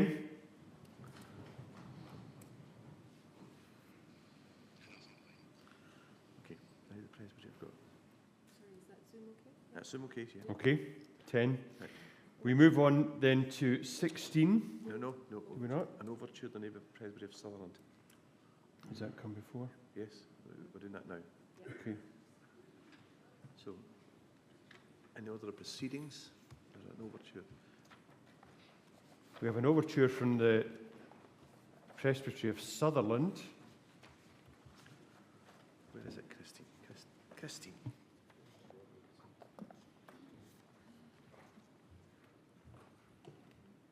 And the Reverend Andrea Boyes is going to present. Andrea's not a commissioner, but she is attending in person.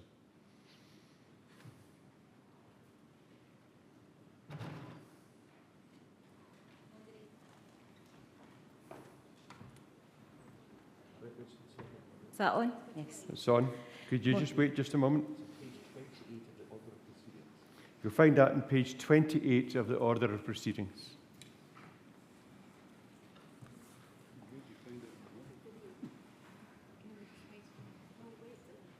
Just give us a minute, Andrew, to get the video.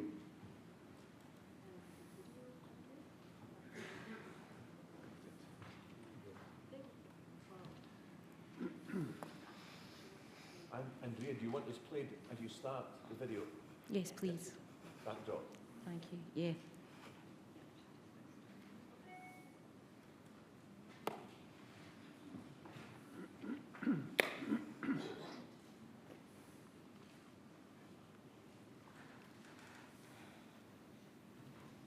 Okay. Moderator, good afternoon.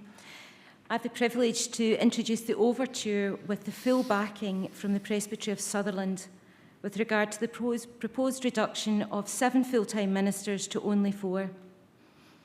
I was inspired by Elaine's words from the Bible Society, as always, when she said, "Scotland needs Jesus." So hold that in mind. Preparing today, this is a film that I'd like to share with the Assembly. It shows a glimpse of the wildness and the beauty of the vast area of Sutherland Presbytery. In fact, it's my own parish of Durness and Kinlochbervie, just part of the rural and remote presbytery. Ministry in Sutherland has a vast coverage of over 2,000 square miles, 5 times the size of Orkney. Some of the commissioners may have already know the area, travelling the North Coast 500, the infamous route that brings hundreds of thousands of visitors. Sutherland itself stretches from north of Dornoch in the east, all the way up to Caithness, and in the west stretches from Lochinver, north to Durness, and then the ferry trip to Cape Wrath. There is a total of a scattered population of around 13,000 people. Now, that population may be in the central areas the size of a larger urban parish. However, rural and remote ministry cannot be considered in the same context or culture. Rural churches and rural communities are different from those elsewhere. Small populations, absence of public services, long travel distances and times. And this is very much the case of Sutherland Presbytery. Poor transport links, full days of travel to hospital or dental practice. There's the road that I travel every day. Appointments in the hospital, reduced internet coverage, and very much a higher cost of living, especially in these times where rural poverty and increased isolation is very much in evidence. We acknowledge that Sutherland has always needed the financial support and the generosity of this, our wider church, in its ministry and mission. And at the present time, following many unions and closures over years, there are now 13 precious congregations still existing, all of which involves extensive mileage to cover pastorally. For example, our home communions, essential ministerial home visits to the housebound, school chaplaincy, cafe churches, messy churches, midweek worship, Bible study, and church-based food banks and community larders. But let me give you a further example of a hospital visit or conducting a funeral. The nearest hospital and crematorium is in Inverness, a full day out of the parish. The time driving would be comparable to that of a minister in Glasgow conducting a funeral or a pastoral visit to hospital in Aberdeen, and then returning home on a single-track road, skewed with perhaps a deer jumping out. In some parishes, there are journeys of over 2 hours just simply to return back and forth to the church building. Indeed, rural ministry has historically had much greater mileage where travel costs are high. With the allocated fewer ministry posts, the cost and driving time for ministry across this presbytery would excessively increase, reducing ministry time with the people of God and their mission. But also, what of the care of the ministers and the increased risk of incident or accident on remote roads? Unlike urban communities where transport services are more readily available, any reduction in ministry will have an unsustainable impact on the increased travel for ministers, but especially on our missional outreach. As a presbytery, we firmly believe that the ministry and mission of the gospel of Jesus is relational. To love God and to love one another. It's a ministry of presence.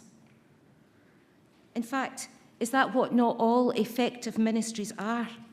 Of presence. The ministry of Sutherland's efforts to achieve this missional aims of the Faith Action Plan are also to establish new worshipping communities, from crofters to campers, to engage with the under-40s, to reach and teach and to baptise. And like all missional endeavours, it begins life as a response to the need and to the heart of our parishes.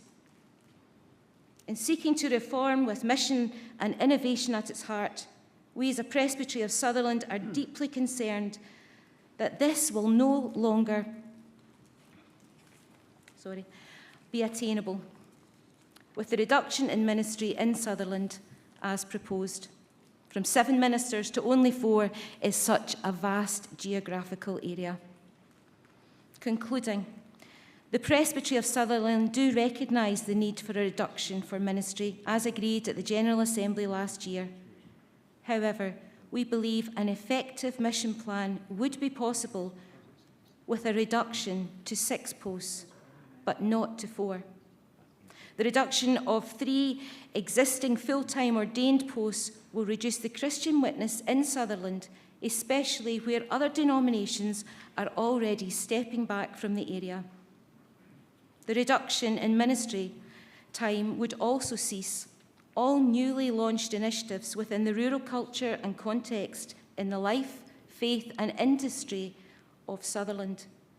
Initiatives that have already beginning to deliver on their objectives. The present allocation of only 4 full-time ministry posts will not enable our presbytery or parishes to move from inheritance into innovation at the heart of mission, to share the good news, to see the new things that God will do in Sutherland Presbytery, for people to know who Christ is. So we, as Sutherland Presbytery, ask that you, this assembly, as you gather here in person or online, ensure that our Christ light keeps burning brightly in Sutherland. I'm not a commissioner, so I ask the Principal Clerk to move this proposed deliverance. I'm happy to move that. Seconded.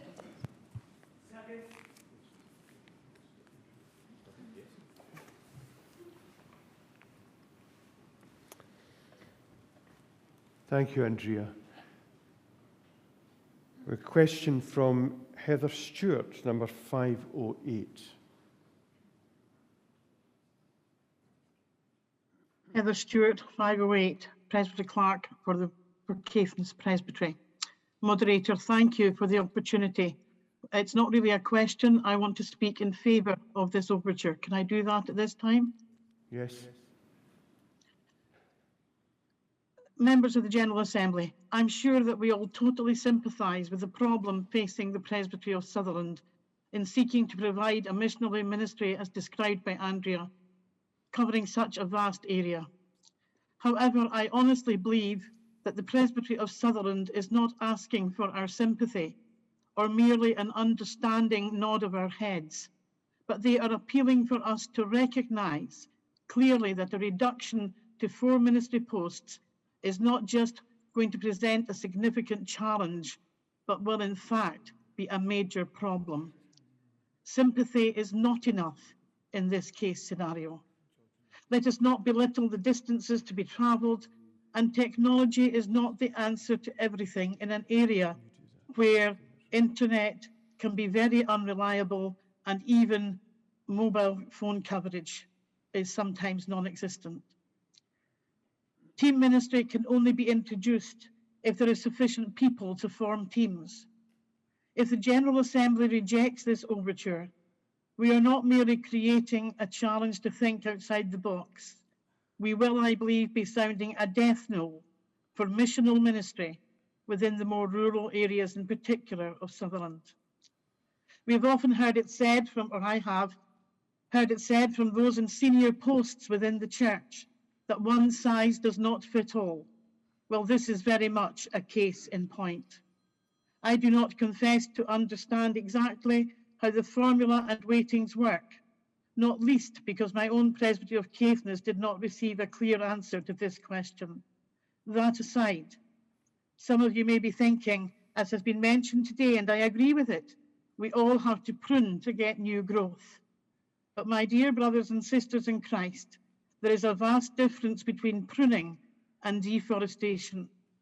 And if we reject this overture, I really believe that we will follow other denominations in our area and leave vast parts of Sutherland without access to any ministry.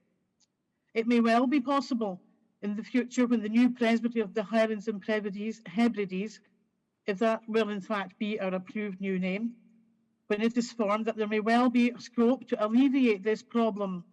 But until then, I would urge this General Assembly to consider the effect of only having 4 full-time posts and how it will impact not only on the ability to deliver ministry, but upon the health and well-being of those post holders. Moderator, I strongly urge this General Assembly to support this overture from the Presbytery of Sutherland. Thank you, Moderator. Thank you, Heather. Can I call in Michael Robertson, 479?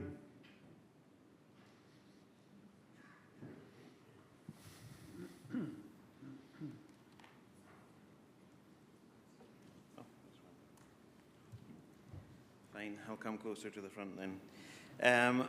Moderator, Mike Robertson, 479. I'm also the Mission Planning Convener for Inverness with West Moray.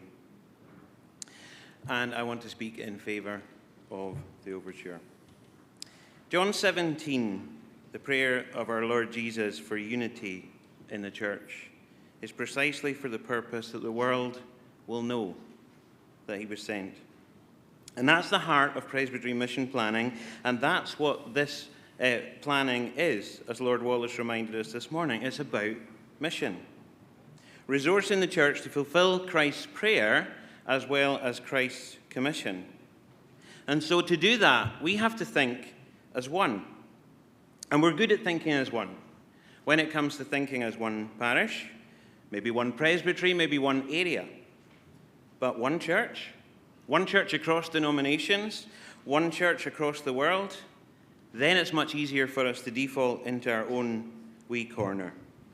Now, the problem that the Presbytery of Sutherland is bringing to our attention today is not theirs. It's not theirs alone. It's ours, and it's all of ours.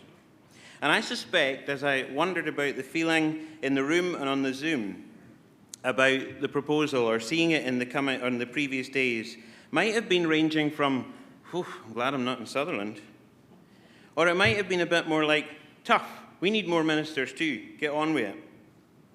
Or it might have been, well, I'd like to help, but if I put my head above the parapet, maybe we'll lose a post somewhere along the line. If the Deliverance asked for a voluntary donation of posts, I doubt the queue would be anything like that to get a coffee in the Rainy Hall. We could all use more posts, of course we could, and there will always be only so far that our stretched resources can go. But Sutherland, as those on the ground, have tried to make it work, and they're saying with all their hearts that it's not workable as it is, and at the very least, at the General Assembly, we need to hear that, especially if this is all truly about mission. Right now, the missional opportunities in Sutherland may not always be the case that they are, and there's nothing in the proposal that says this has to be forever, that the allocation is permanent. Indeed, as the convener said just a little while ago, the General Assembly is always able to undo what it's decided in the past. Now, as a fellow mission planning convener who will likely be in the same presbytery as Sutherland at some point in the future and not a separate one, there is that contextual challenge when it comes to presbytery reform in our area. We're nowhere as close as our colleagues' progress that was brought to the Assembly this morning. And that affects our ability to think as one, as we each by default protect our own. But if only presbytery reform came before mission planning, and it was guided by such a similar structure and framework and timescale perhaps, but that's where we are right now. Some of us may feel more able to argue in our presbyteries as they're constituted in the Highland area that certainly this church over here and that church over there have to remain because that's the boundary that we're thinking in that frame of reference. But if we are one, as we will be, and as we should already be, there's not parity across the areas, and that could be easily overlooked and avoided and say it's Sutherland's problem, it's not ours. But when Sutherland's 4, as Heather Stewart said, as Sutherland's 4 become part of a wider, possibly 76, maybe there's more creative thinking possible without the fear of robbing Peter to pay Paul. But we're not there yet. The proposal may not be ideal, it may not be the best solution. However, if we vote against this overture, I wonder if we're saying the allocation's right, and mission can be met, and it can also flourish within that framework. And I wonder if saying no to the overture suggests that we know better than the people on the ground in Sutherland Presbytery.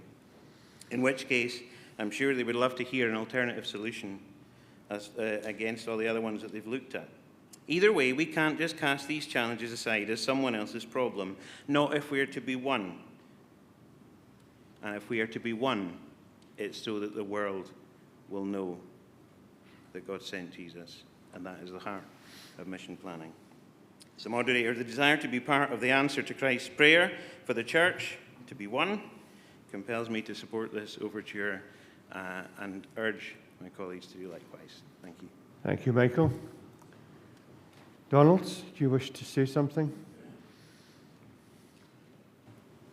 Moderator, standing orders around numbers 49 to 54 outline how we do overtures. However, tucked away in standing order number 88 is something that has just been brought to my attention, which would indicate that the mover of the overture, if not a commissioner, would not have the right of reply. Can I propose that we suspend standing order number 88? Okay. Andrea, that gives you a right of reply. Moderator, will that close the debate? No, the conveners to speak. But I've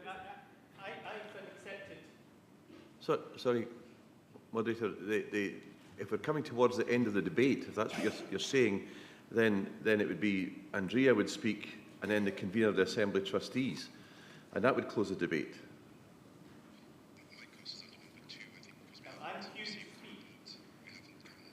You choose to see. I hadn't given your name here, Mike.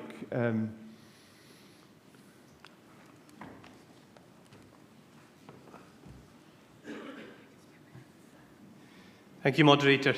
I did have a queued sign on my login, so I thought I was okay. Right, sorry. Moderator, Mike Goss, number 405.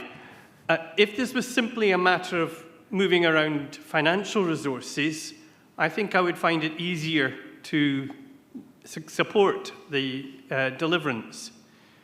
But I also have a question about the physical resources, the actual number of ministries that we will have available in terms of breathing bodies, ministers and other people. We're kind of short of them, and we are rapidly getting more short of them.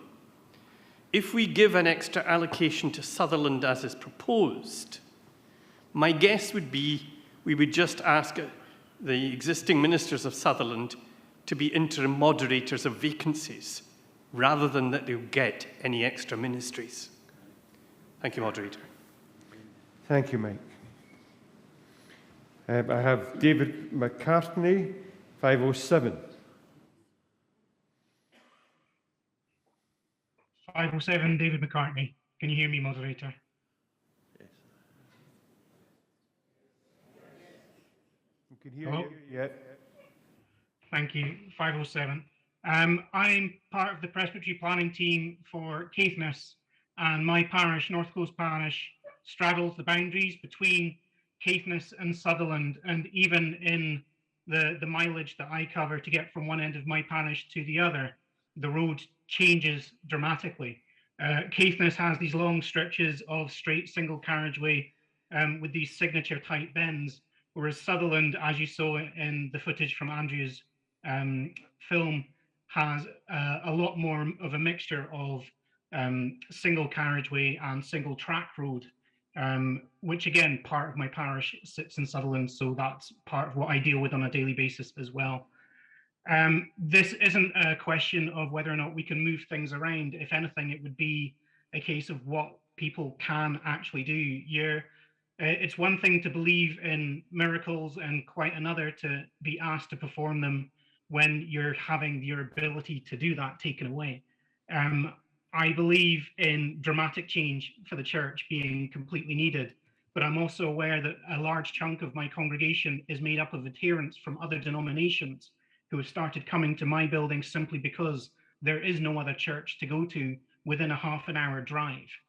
There are no buses on a Sunday. They can't go anywhere else. And most of my parish is in a signal black spot when it comes to being able to use whether it's telephones, mobile phones, or internet to gain access to these things. On a very practical note, this is almost impossible to achieve. You may have 4 little spots of coverage if you only have 4 ministers, but at least with 6, you have the option of trying to find a way of changing ministry as it is to actually enable some sort of mission going ahead, rather than turning everybody into glorified Amazon Prime drivers, where they spend their time literally dotting from one part of the coast up to the next. I am in total and full support of this overture, Moderator. Thank you. Thank you.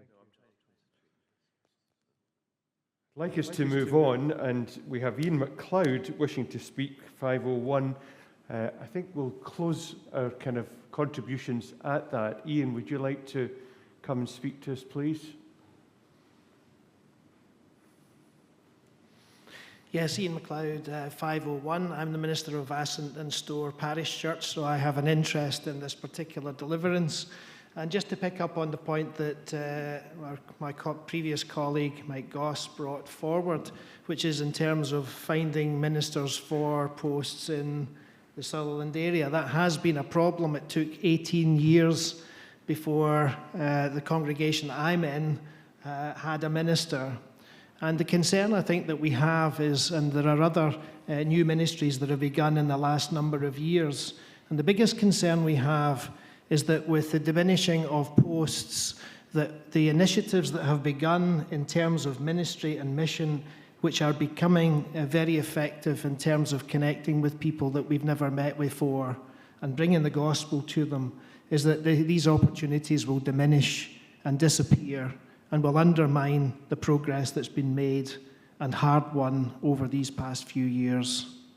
So I would encourage you to support this deliverance. Andrea, we have suspended standing orders to allow you to speak if you wish to do so.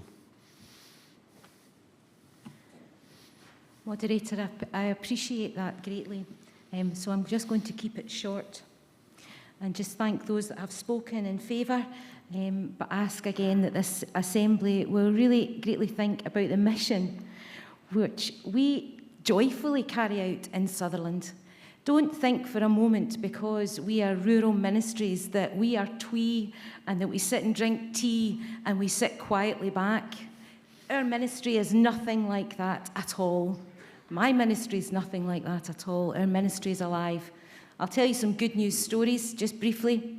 On Sunday, I was asked by 3 individuals in my church, a church that gathered 10 people, one church building that gathered 10 people out of a village of 200. Like most of you, since COVID, our numbers have shrunk greatly. But we are not disheartened, because on Sunday, 3 individuals have asked me, how would I go about being baptised? Who would they ask? Who would baptise if we reduce our number any further? Who would be in relation with these people and share the good news of Jesus? Thank you, Moderator.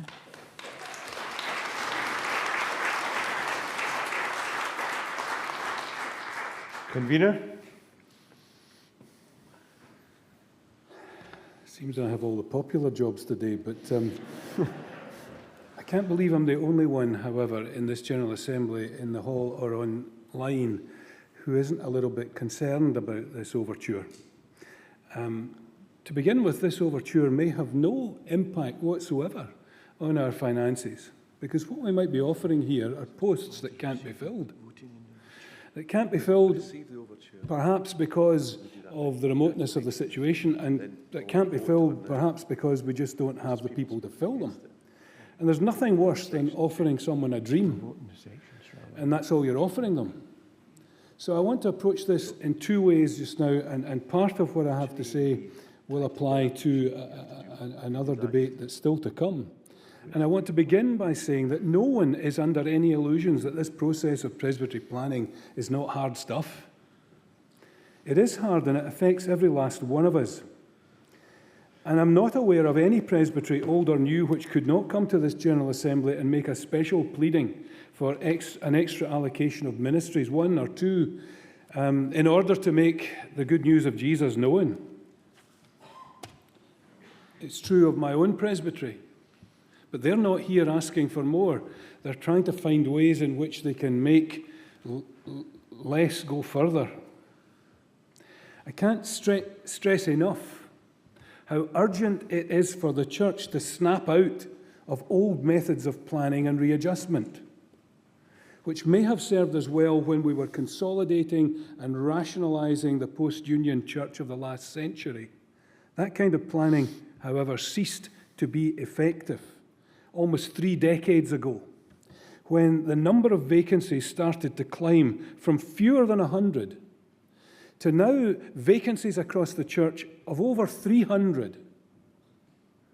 That's proof, if we ever needed it, that as a church we have failed to plan effectively for the future in every part of Scotland. We've not been able to address how it is that people will not go to some of the most remote areas. We've failed to recruit enough ministers and enough ministries, and I'd be the first to say that that is true. But while our record on recruitment is lamentable, we would not and should not be considering recruitment in order to settle women and men in ministries that are either impossible or designed for maintenance rather than for mission. This time around, the reality is that change is required in every part of the life of the church. No part of our life should be untouched. And if your church life is unchanged by this process of mission planning, then you better ask whether something has gone wrong with the process. And if you see this as a process to fight for what you've got, rather than a process of seeing how you can become part of something greater or different, then I think we may be failing the real test of what it is to be Presbyterian rather than Congregationalist. Now, that's the very general opening to this, but to the overture itself, the vast, sparsely populated nature of Sutherland Presbytery is acknowledged.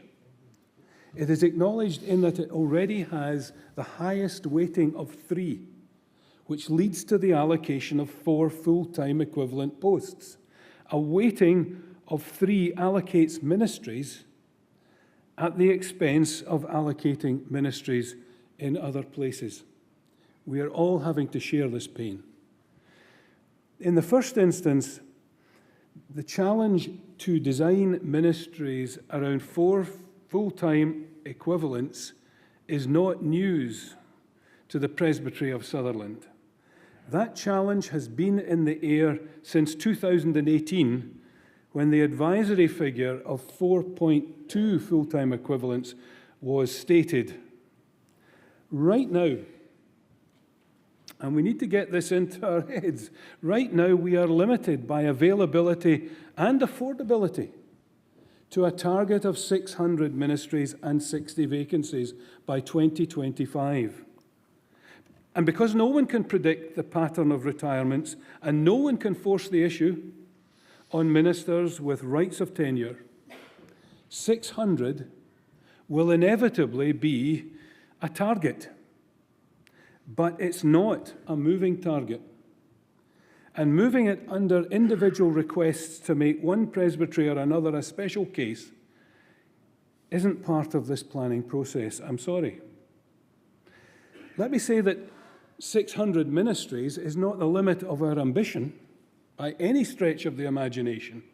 But until we begin to see growth in our church, then 600 is a realistic place to start if we can manage to get to 625. It's of the utmost importance that there is fairness across the board. And the challenges in another presbytery may be different, but fairness dictates that we stick by the rules that we set. This is the first time, in my view, that we've ever been honest enough to say what is possible and to mean it when we say we have to make do with the possible. It's acknowledged that there are great distances and difficult roads, but there are different ways of doing ministry nowadays, and the area itself is not devoid of digital communication, even although it is patchy. 2 things to finish with. The overture mentions the concern that other denominations are already stepping back from the area. I wonder if they would be, if we approached them directly and said, would you come and help us here? Is there a non-stipendiary Episcopal priest who would join the team? We've never asked. We should. And then another concern about this overture is that it belongs to a presbytery that's going to become a part of a bigger presbytery. What conversation has there been with the grouping of presbyteries about how it allocates ministries and how the future might look?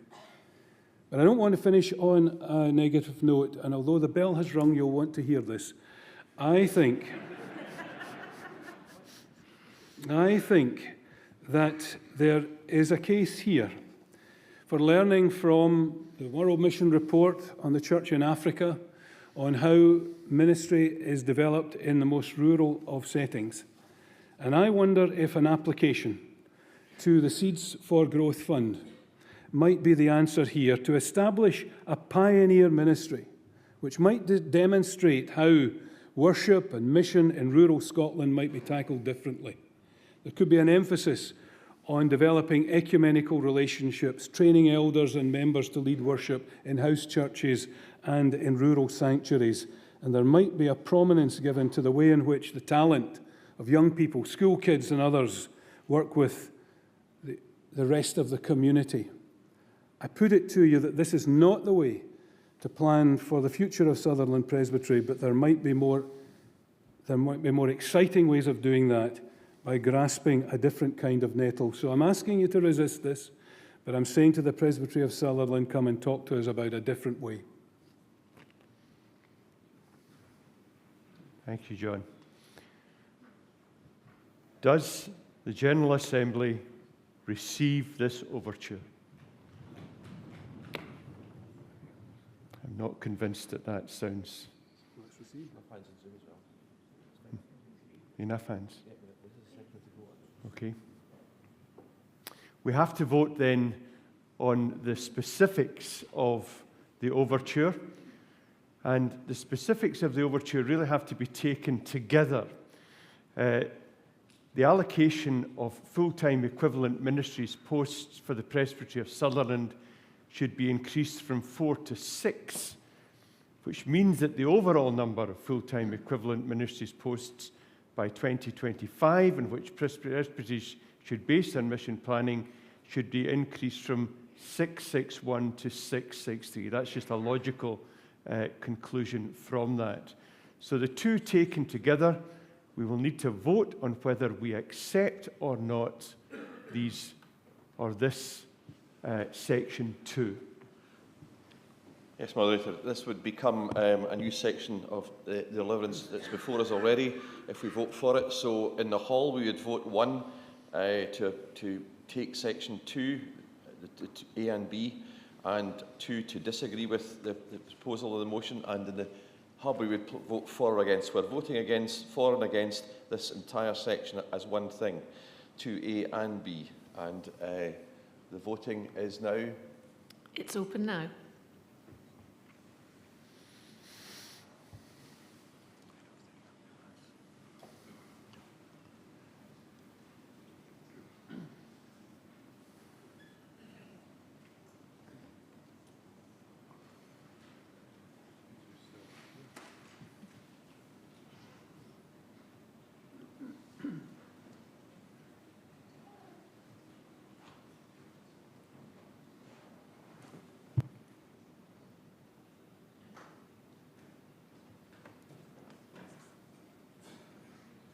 Ten seconds.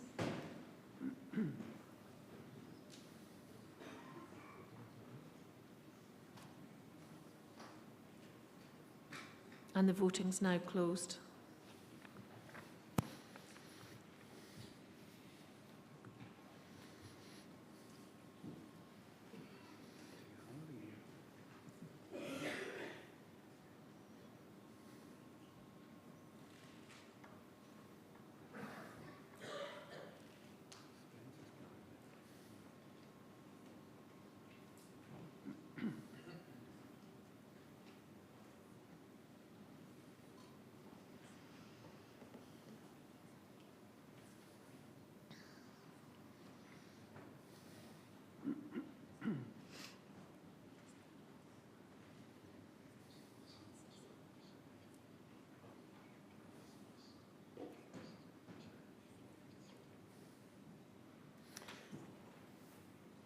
Those voting for section 2 of the overture, 126. Those voting against it, 203.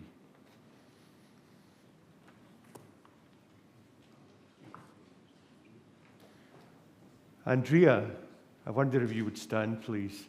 Andrea, thank you for bringing this overture to the General Assembly, and I think it's not without great sympathy that we heard and received it. And I'm sure that the story that you're telling will be told throughout many parts of Scotland as well. But thank you for giving your time to come to the General Assembly. We appreciate it. Thank you.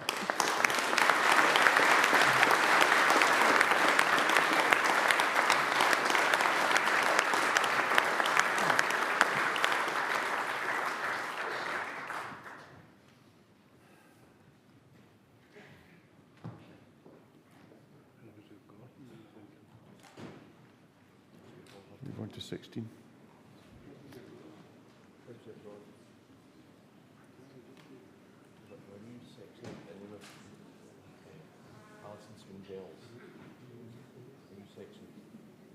New section 16.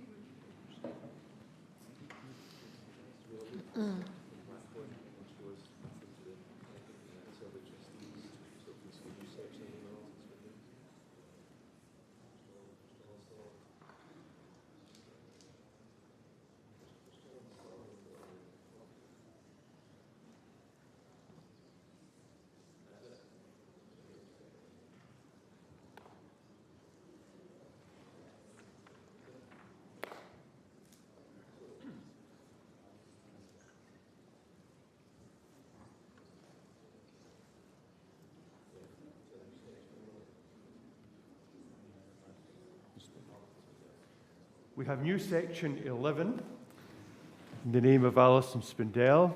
Alison, welcome. Can you now present to us?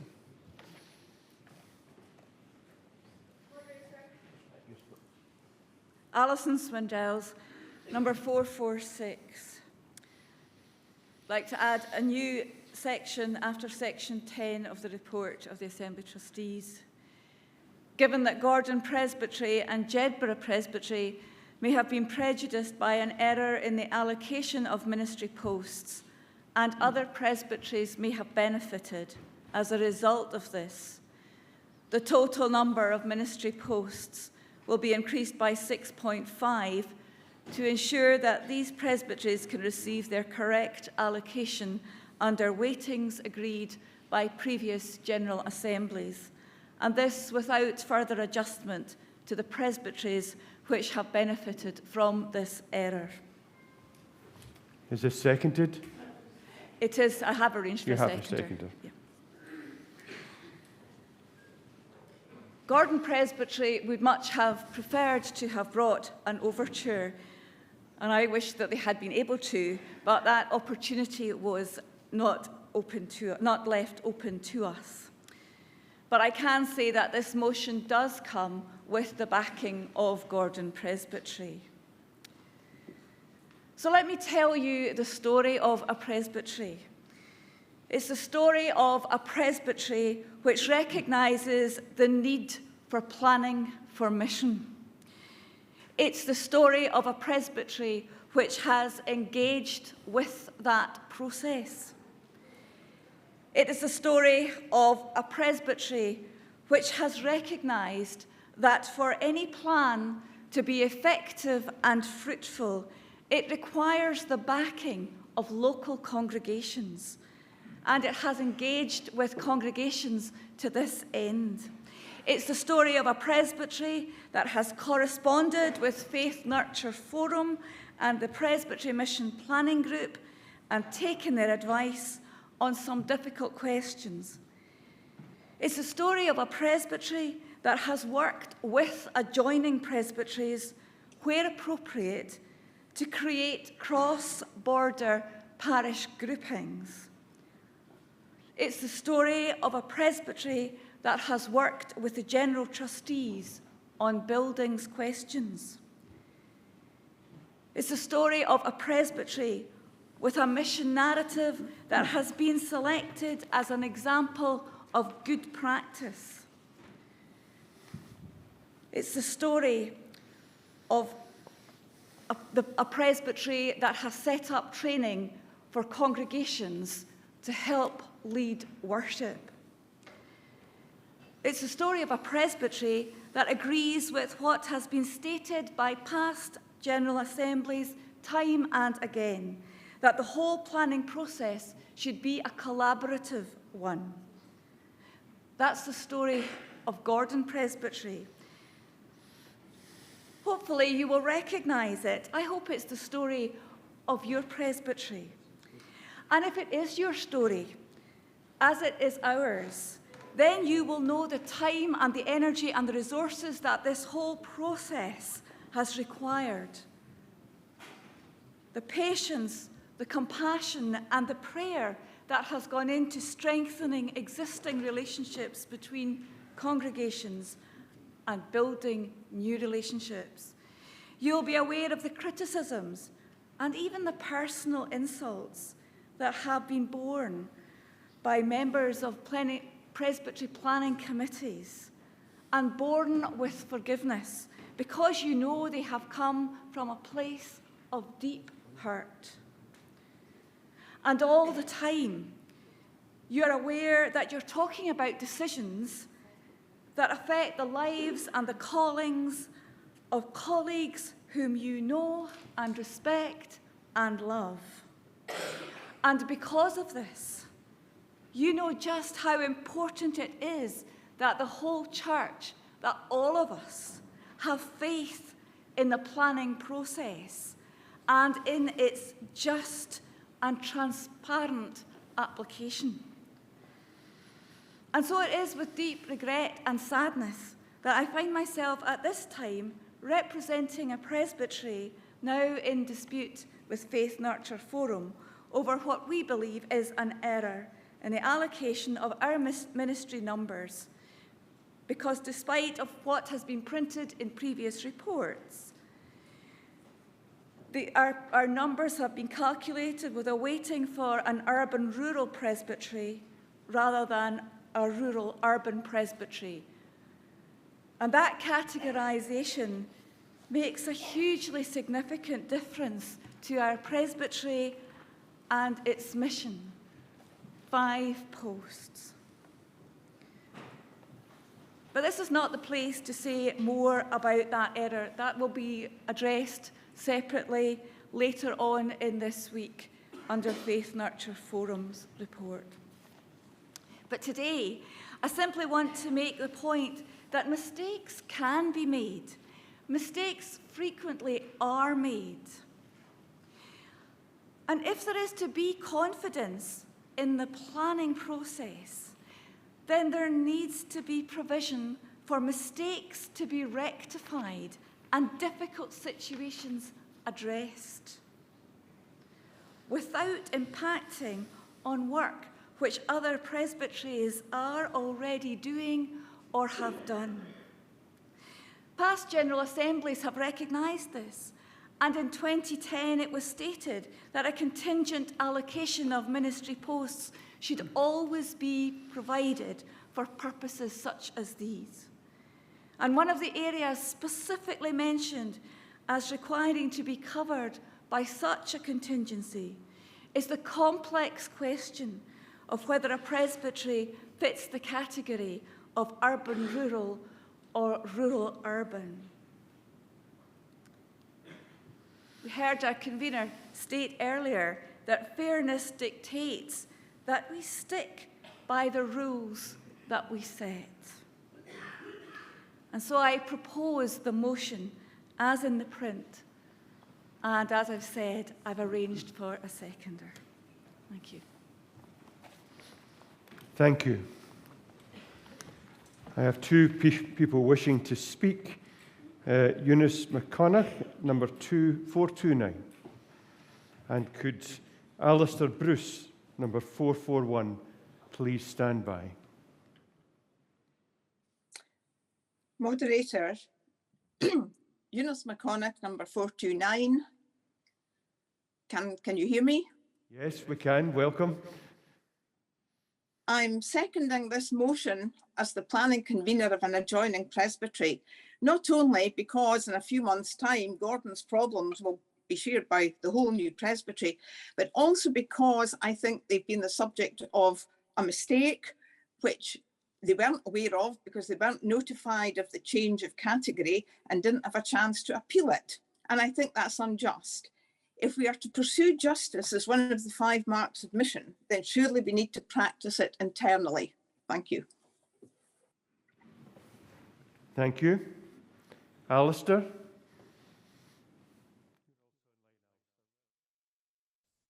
Alistair Bruce, number 441.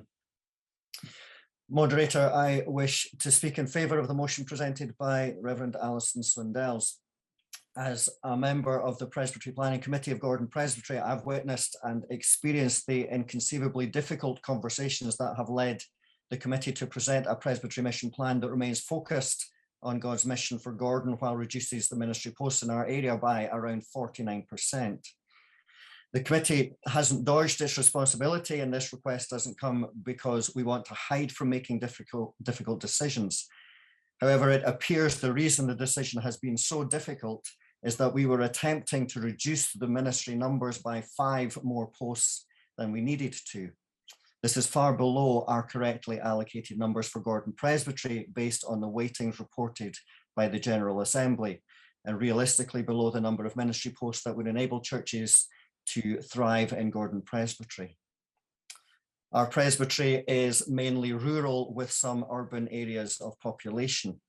As the minister of Ellen Parish Church, I am the minister of a church in a more urban area, and I'm unusual in our presbytery. The numbers as they are affect how I do ministry, but will not make it impossible. It's easier for me to adapt because my community is largely geographically close to me. I can pretty much walk to the houses of most of my congregation, and my church buildings are in the centre of the town. But for a rural area such as Upper Donside, North or Blair Daft, some of which are conceivably 5 or 6 times the geographical area of my parish, even to build the basic community relationships that give us the permission to speak to folks about their faith will take much longer. Firstly, because of time spent traveling between communities, and secondly, because the minister or parish worker may have to live in a different community within their very large parish. Therefore, over an hour to go to an event or support those leading discipleship groups, or to equip, support, nurture, and train those leading worship and young people's activities is a massive waste of time and resources, not to mention the environmental impact of regular travel by car. If, as our outgoing moderator said earlier, we are to go into our communities, gather around tables and in workplaces to proclaim the gospel, then we need to have the capacity to do just that.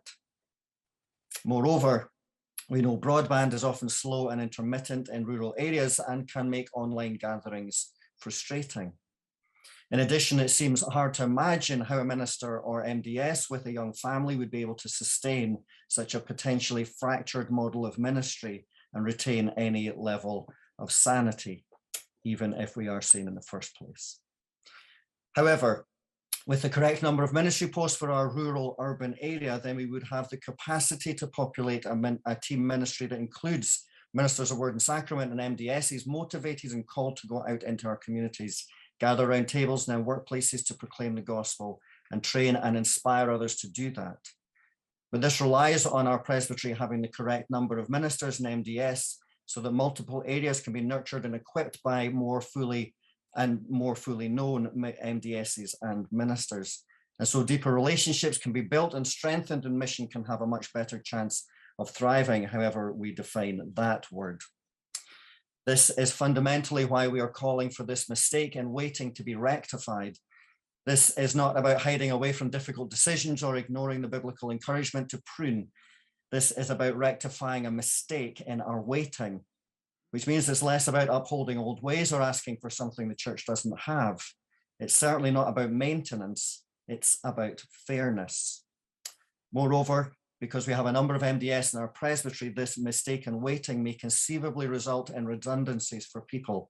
This is actual people losing their actual jobs because of a known and rectifiable mistake. Therefore, I support the motion in the name of the Reverend Alison Swindells. Thank you.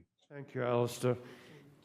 Can Gordon Kennedy please speak, and would Peter Johnson please stand by? Moderator Gordon Kennedy, number 12. Without closing the debate, could the convener perhaps respond to the question as to whether or not it is agreed that an error has been made in the allocation of weighting for Gordon Presbytery? An error was made in not informing the presbytery that the weighting had changed according to the data that was harvested in 2017. The weighting that has been applied, the mistake not informing them, but the weighting that has been applied is 1.5, and on all the data that's being harvested across the whole country, it is clearly a 1.5. And so what has been applied and agreed at last year's General Assembly is a ministry allocation according to that weighting.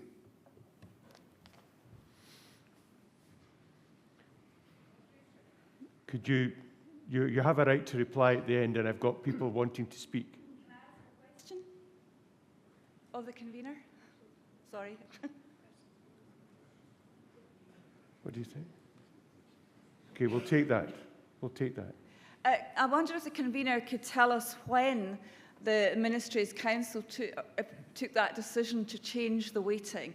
I think it's slightly more. That's why I'm concerned, because I think that we are in dispute, and I didn't want to get into the practicalities because it's very complex, and I think that's a discussion that has to take place with Faith Impact Forum.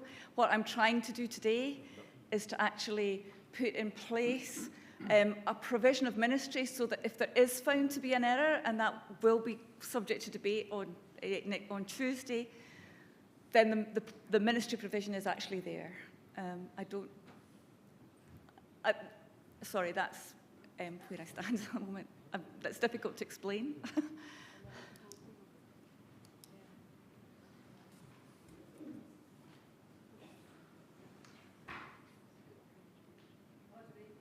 Right, Rosie, you pressed it, yeah?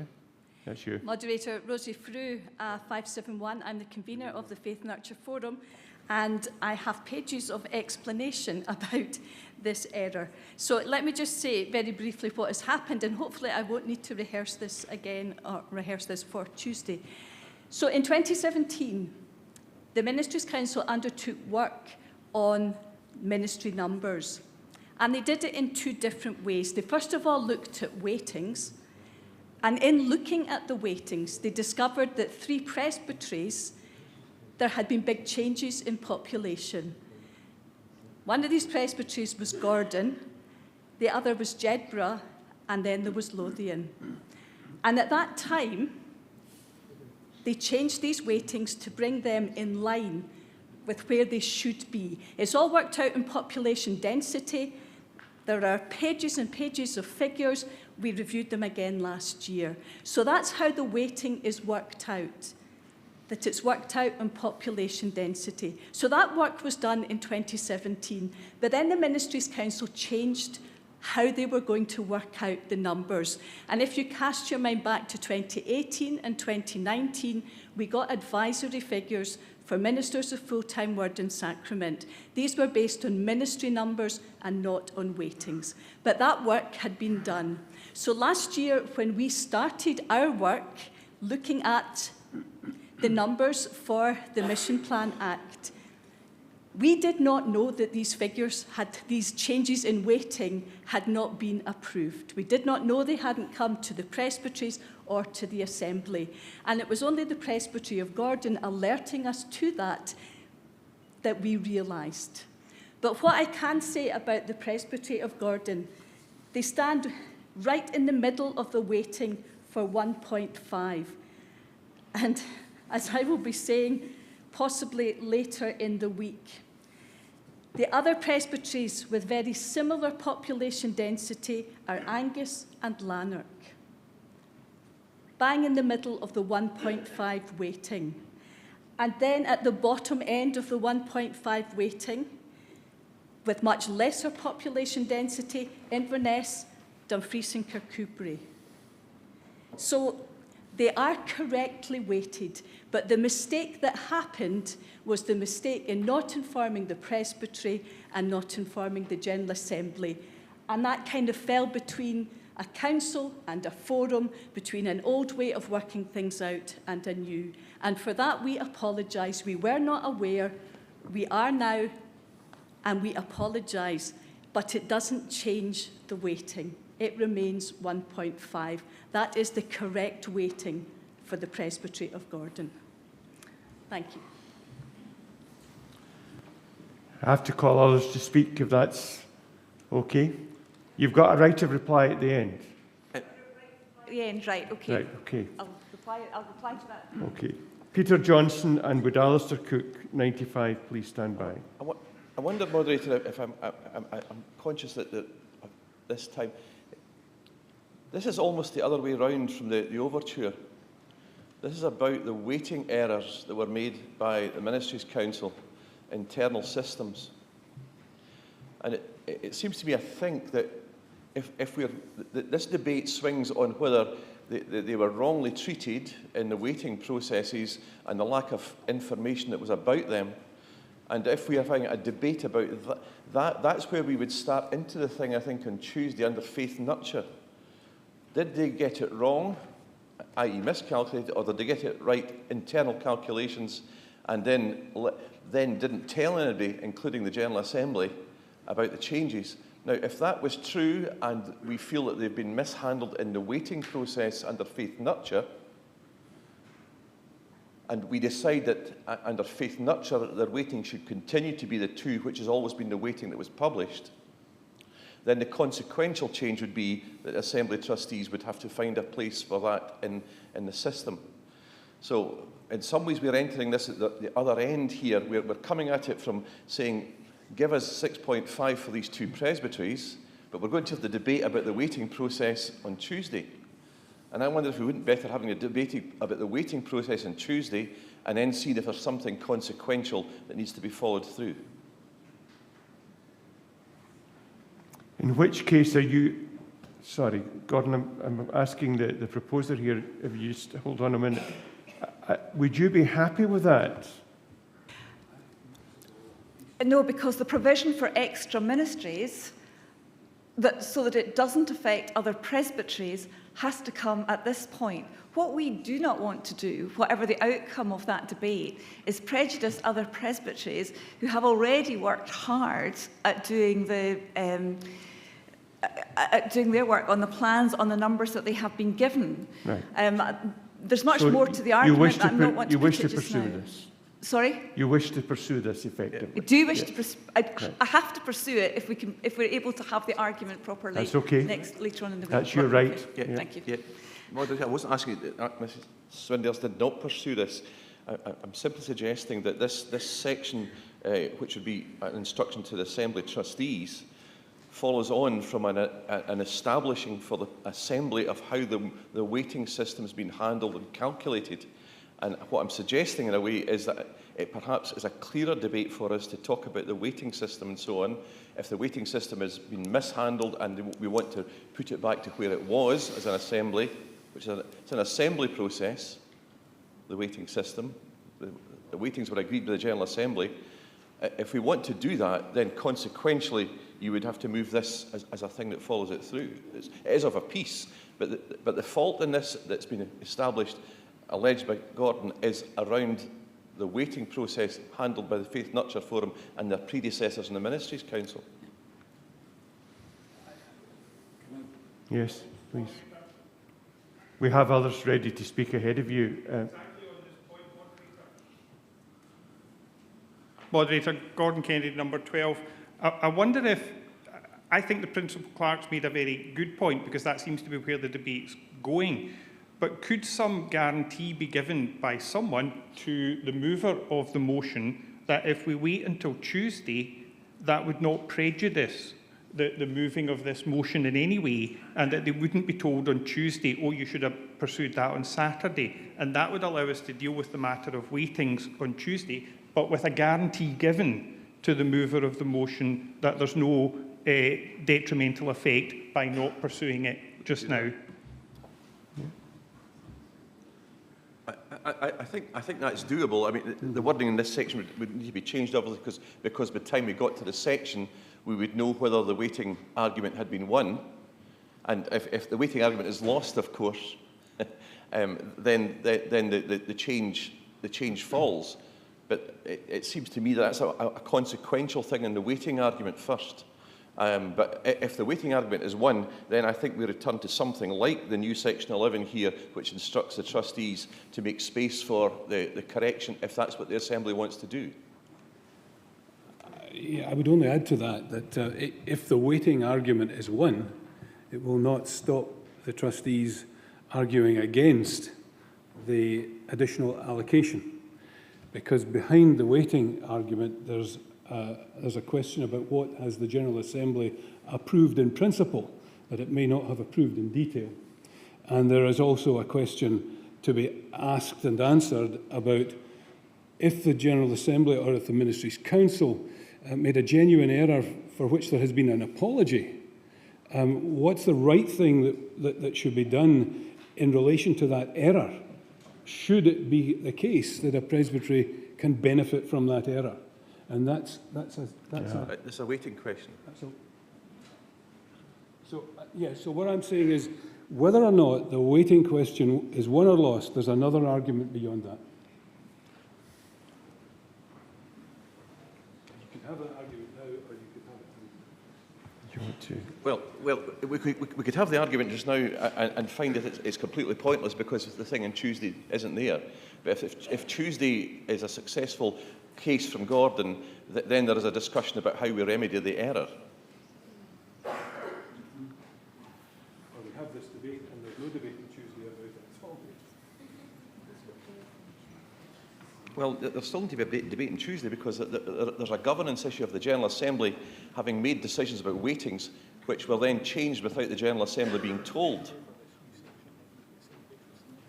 And that's a question that I would like to hear addressed. Right. So you're asking that we delay this to Tuesday? Move that we hold over this new section 11 until Tuesday. But the Assembly Trustees were answering this on Tuesday. Sorry, I'm pleading in my ear, those that are interested in the voices in my ear. This section, I think, would be better dealt with after we dealt with the weighting question and faith nurture. And if we don't take that anywhere, then this falls. If it's taken somewhere, then we think how to remedy it. So it's not to say we won't return to the subject, because the subject would have to be returned to if the Assembly says that Gordon should have a weighting of 2. But at the moment we're discussing this as a creating of a space for a decision we may or may not make on Tuesday, which is around the conduct of the Ministries' Council over the last 5 years in terms of weightings.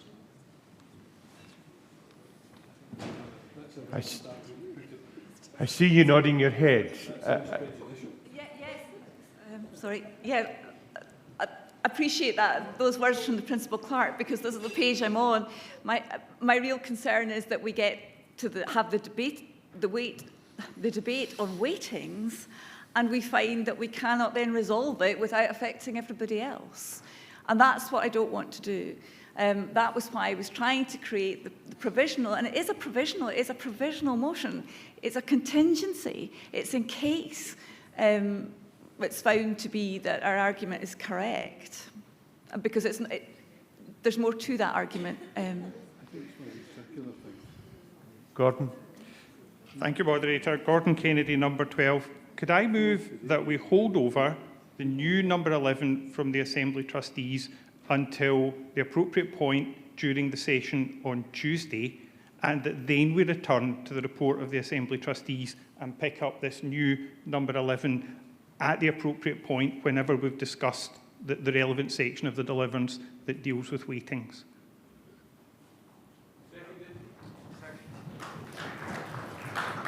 And are you in agreement with that?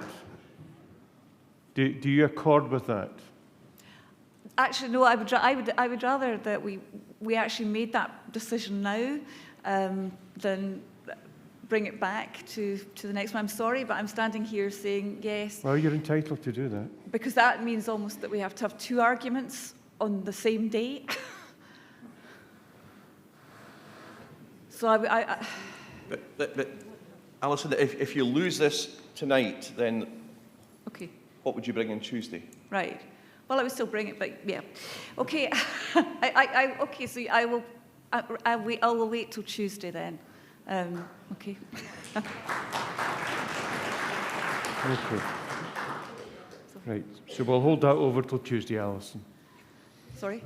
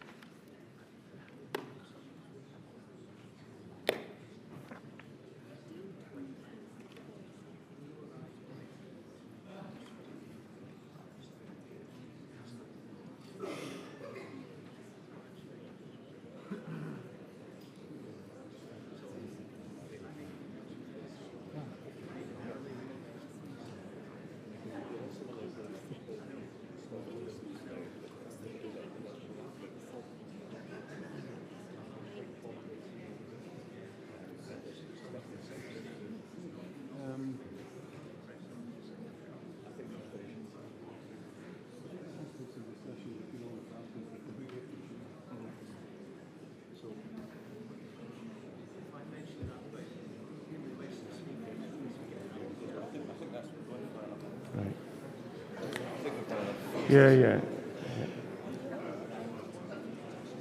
Moderator, if I could mention that what seems a very long time ago, at 9:15 this morning, when I was going over some announcements, I had in mind, but apologies that it wasn't mentioned, that some requests to speak that were made on Thursday or earlier have been cleared from the system after the training mode. And I know that some commissioners are expecting to have been called. They're not on the system. If you made a very early submission Thursday or earlier to speak on this issue, can you make that request again?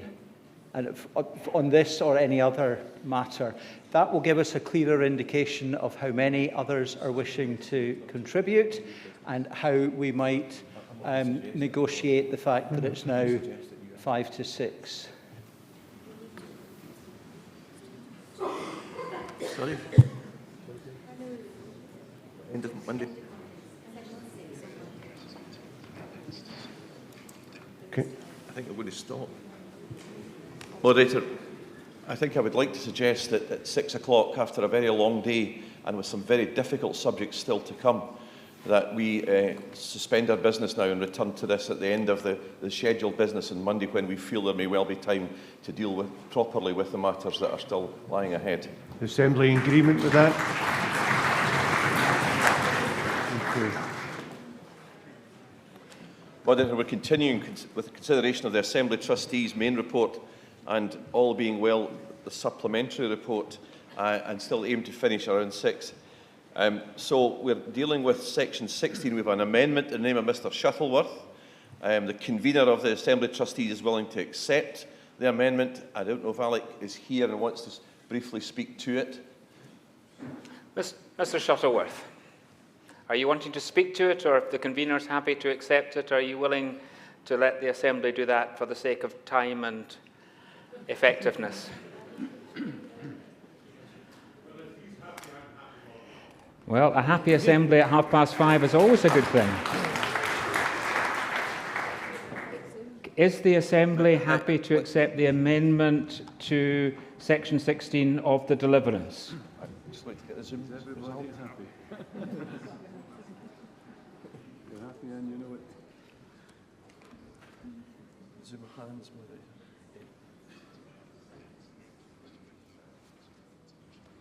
We're just waiting for the Zoom hands to confirm that. Well, wait. Yeah. Well, we're just waiting.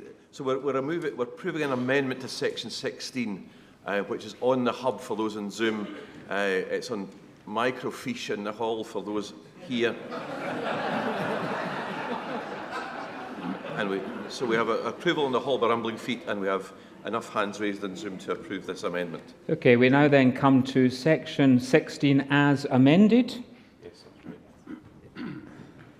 I see two people who want to speak, except it's the same person twice. So if you'd like to speak for and against Scott Rennie, that would ensure a balanced debate. Thank you. Thank you. You're not on yet. We can't hear either of your voices, but now. It's Moderator, it's 534 Scott Rennie. I'd like to cover all bases. Just to say that the General Trustees are very happy to be enjoined in this work with the Assembly Trustees. Thank you. Thank you. And that's a model for all speeches after 5:30. Does the Assembly approve section 16? Read. Section 17.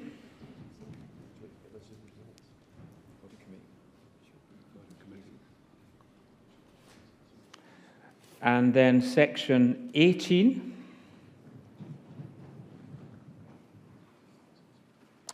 I don't seem to have a section 19. It's been passed already. You're ahead of me. Right. Then we go on to section 20. Approve. Thank you. Thank you. And we now move on to the supplementary. Do we take that as a whole, or are there sections left? Pardon? A new 21. Who's bringing forward this? Convener.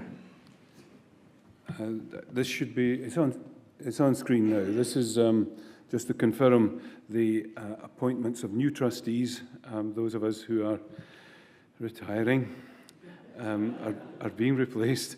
And so to approve the appointment of Ian Forrester, QC, Gillian Patterson, Minister of Wellesley Parish Church, and Norman Smith, Minister of Granton Parish Church, as Assembly trustees for full terms, and also approve the appointment of Jennifer MacDonald as an Assembly trustee for an initial term of 1 year to complete the term of Linda Irvin, who is retiring as a trustee just now. Her term will be renewable after a further full renewable for a further full term if agreed. Does the Assembly approve section 21?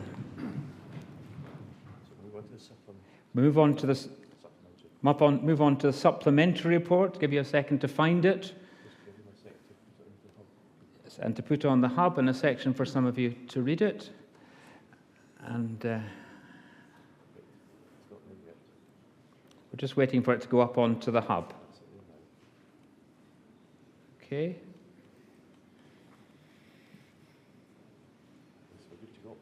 Right. First of all, section 1, receive the supplementary report. Is that agreed? Thank you. Section 2. Is that approved?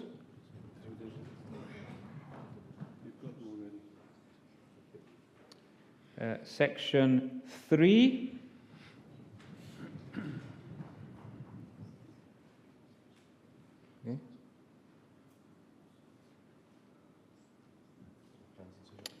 Section 4.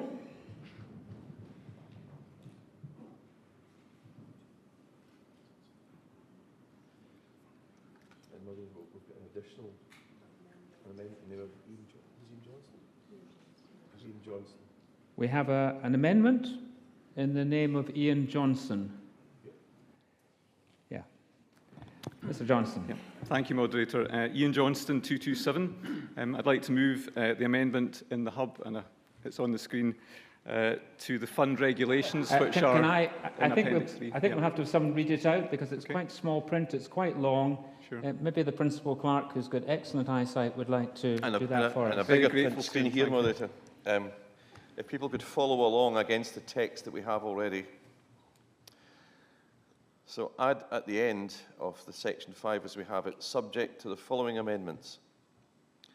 In Appendix 3, Seeds for Growth Fund Regulations 1.1, replace the existing section 3 with the purposes of the fund are to support the numerical and spiritual growth of existing Church of Scotland congregations and of new Church of Scotland worshipping communities through the development of local mission initiatives which give expression to one or more of the 5 marks of mission as defined in the Presbytery Mission Plan Act, Act 8, 2021. So that's a change. Then replace the existing section 6 with an application to the fund may be made by a kirk session, a group of kirk sessions, a presbytery, or a group of presbyteries. Applications from a kirk session or a group of kirk sessions must be supported by the relevant presbytery. So that's the section as Mr. Johnson wants it to be.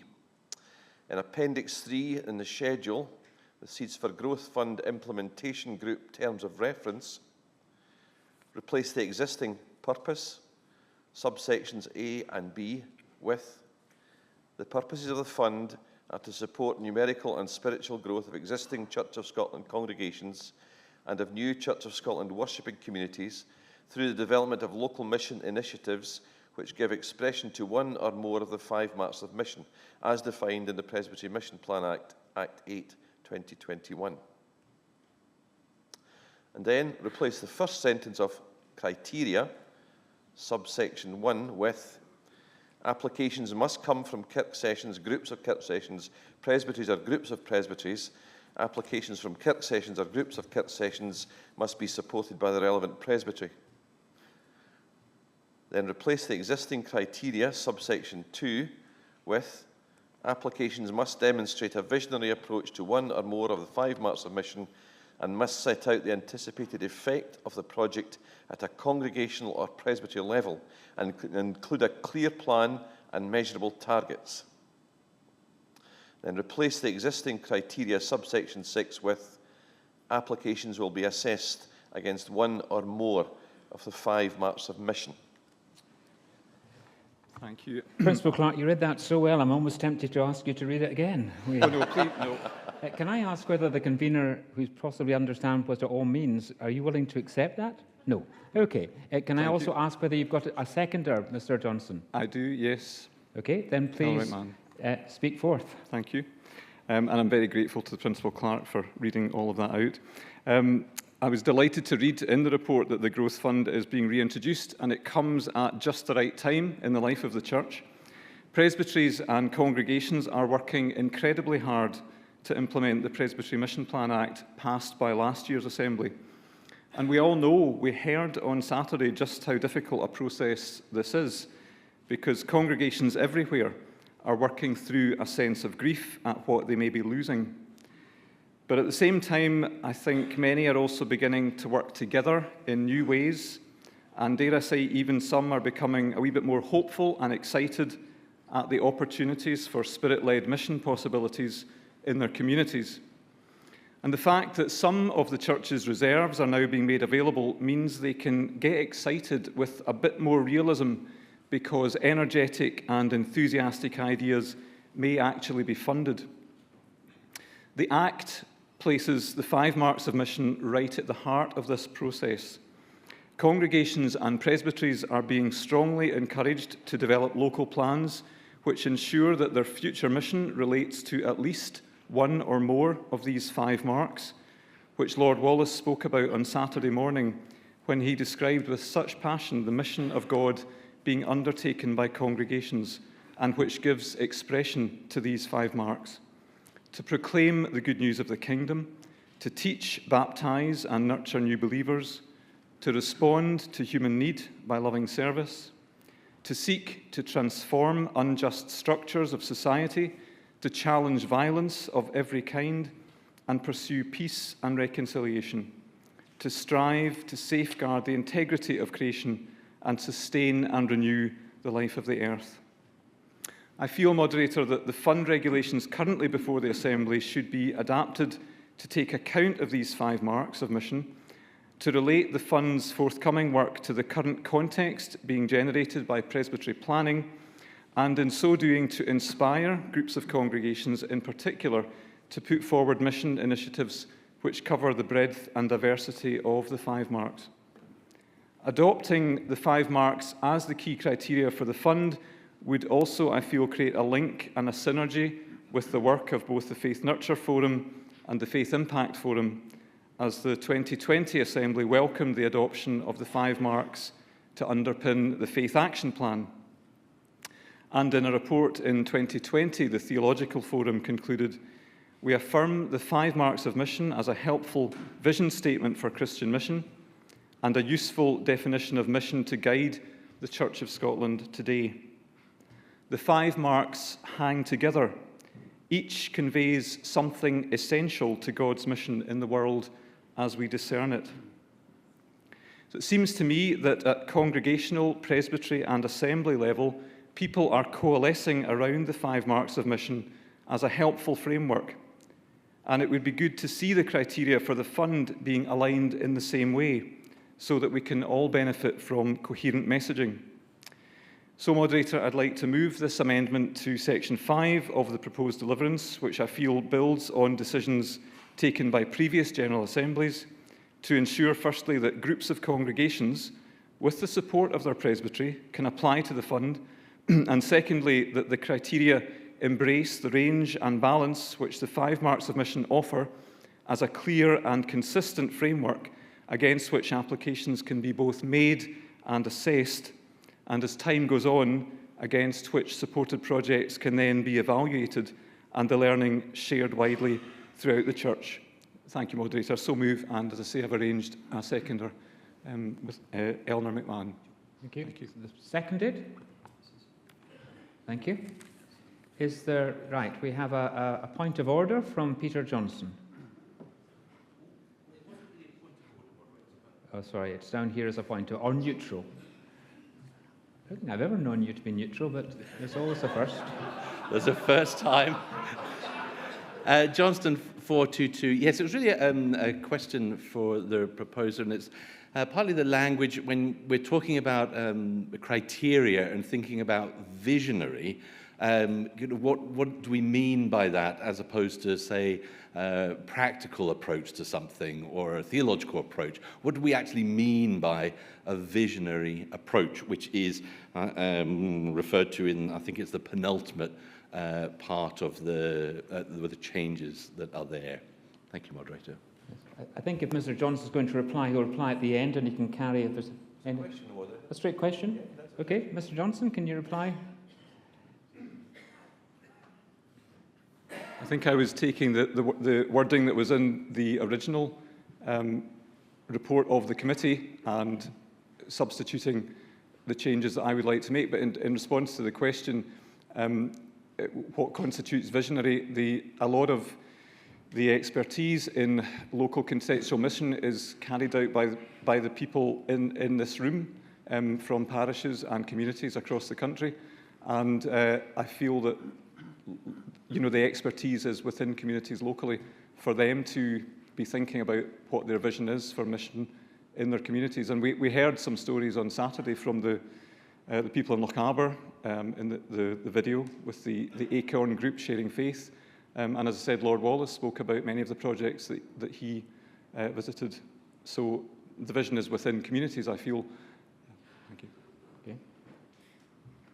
I don't hear or see anybody else who wants to speak. Do you want to say anything before I invite the convener to make a response, or have you've nothing to add to that, Mr. Johnson? Convener. Thank you, Moderator. This is really a very important moment of debate, so we need to apply our minds to it. I'm grateful to Ian Johnson obviously for notice of the proposed amendment, and I should begin by saying that I can see exactly where Ian is coming from here, and we're not a million miles apart. If I turn the clock back, I can see in the thrust of this motion the shape of the growth fund, which the trustees were about to launch pre-pandemic in 2020. Then it would have been a much more open fund designed to support all manner of projects across the country which encouraged mission and service, and in turn, we hope, numerical and spiritual growth in the church. However, as the General Assembly is aware, because of the uncertainties thrown up by the pandemic, the trustees had to press the pause button on that growth fund in 2020. In the time since then, the world has not stood still. Neither has the church, nor the learning of the trustees. So while we can see in Mr. Johnson's proposed amendment an open highway to a huge mix of possibilities, which we believe must come at some stage, we believe that the priority for now is a much more focused drive as set out in Section 3 of Appendix 3 to plant new worshipping communities, to develop new forums and fresh expressions of church life, and to make a priority of engaging with the under 40s, the millennials and Generation Z. So we are asking for this fund to be more focused than it might have been a couple of years ago. If this amendment is passed, we would lose that intended necessary focus, which we believe is the urgent need of the church today. There's also a flaw in the amendment, and while I would not argue with the priority of the 5 marks of mission as a guiding light, the 5 marks of mission are referenced in the guidelines to the Mission Plan Act. At least the Theological Forum's work on the 5 marks of mission are cited in the guidance notes for the Mission Plan Act. And in there it says this: the 5 marks are not separable into parts. with some having more theological importance than others. The report continues, and so, while the 5 marks may helpfully point to areas of work which are broadly missional, they are not particularly suitable for informing specific decisions about resource allocation. So in this context, the 5 marks of mission don't exactly work as a measuring stick. We have to always have them in mind. And when you add that to the depth of understanding that we have gained in the last 3 years and realize the extent of our church's decline, you begin to realize that our focus now has to be on the revitalization of existing congregations and giving birth to new Christian communities in Scotland, which in turn will be able to deliver on all of the marks of mission. That's what the life of a Christian community can achieve. The 5 marks in themselves are not a tool for prioritizing what we invest in at this time. Where we are now as a church is what needs our focused attention. Almost a third of our congregations record that they have no children. A typical overall average congregation has 4 children associated with it, but none receiving communion.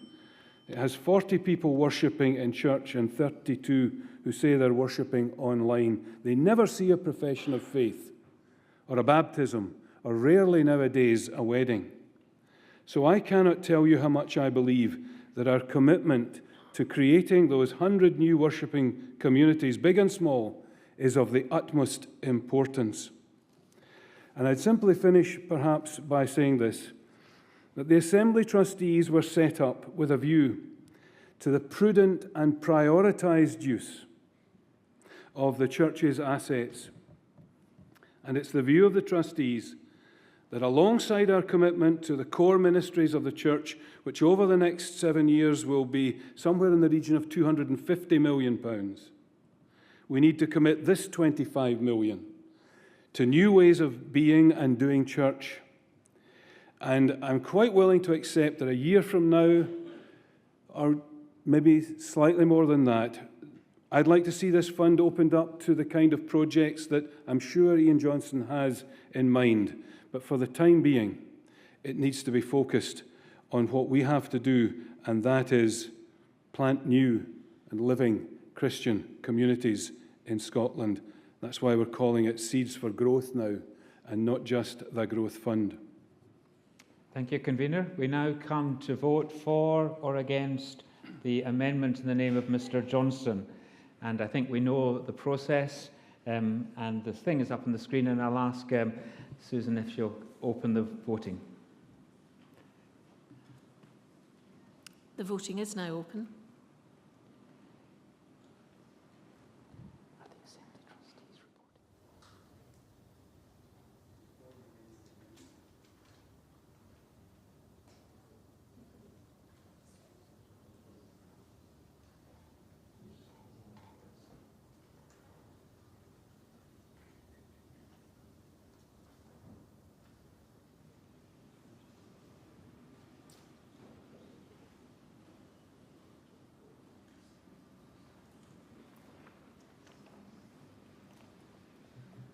We have 10 seconds.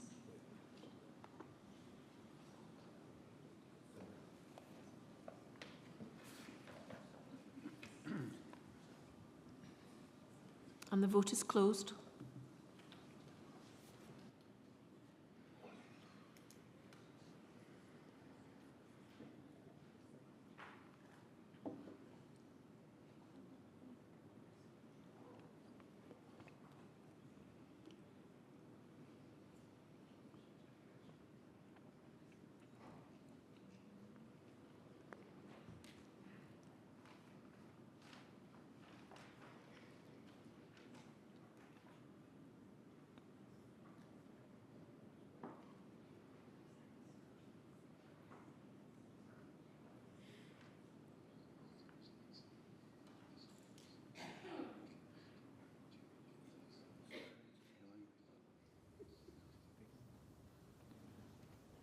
They're voted for the amendment, 72. They're voted against, 237.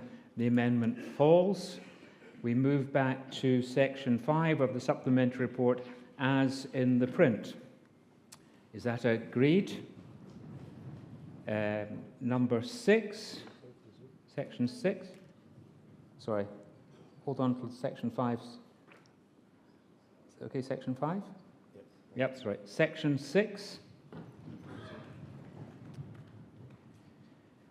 And we now take the whole of the Assembly Trustees' report and supplementary, except for the ones that have been carried over tomorrow. Okay, so we just stop at this point. Convener, perhaps you could just stand for a minute. What have I done? I know you're not finished yet, but I've been asked by the moderator just to say a little thing to you at this point. He would love to have said it himself. In fact, he almost delayed doing his next thing because of that. So I'm just going to use his words. Although you and I also have a lot of history, I succeeded John in Palmerston Place many years ago. John, at this point, I'll say a personal word of thanks, even though you will have still something to report on Tuesday. You have vast experience of the church as a parish minister, eventually principal clerk, stepping in at the last minute as moderator in what was a significant year for our nation, and then becoming the first chair of the Assembly Trustees. I'm sure that you realise the significance and the size of the task when you took on that role, John, but not what you would have to face and adapt to over the last couple of years.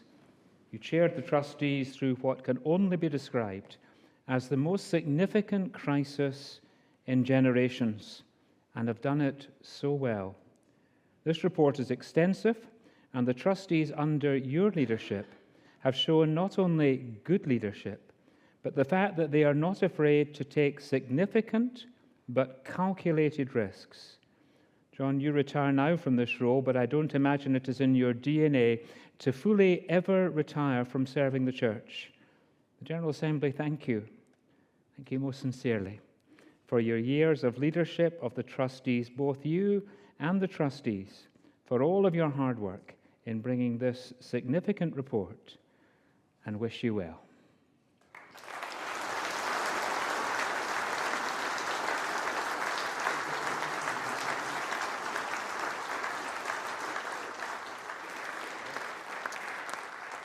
Will the Assembly, if you're able, please stand as we close with the benediction.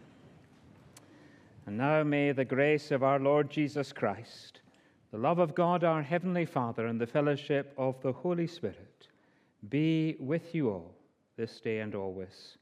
Amen.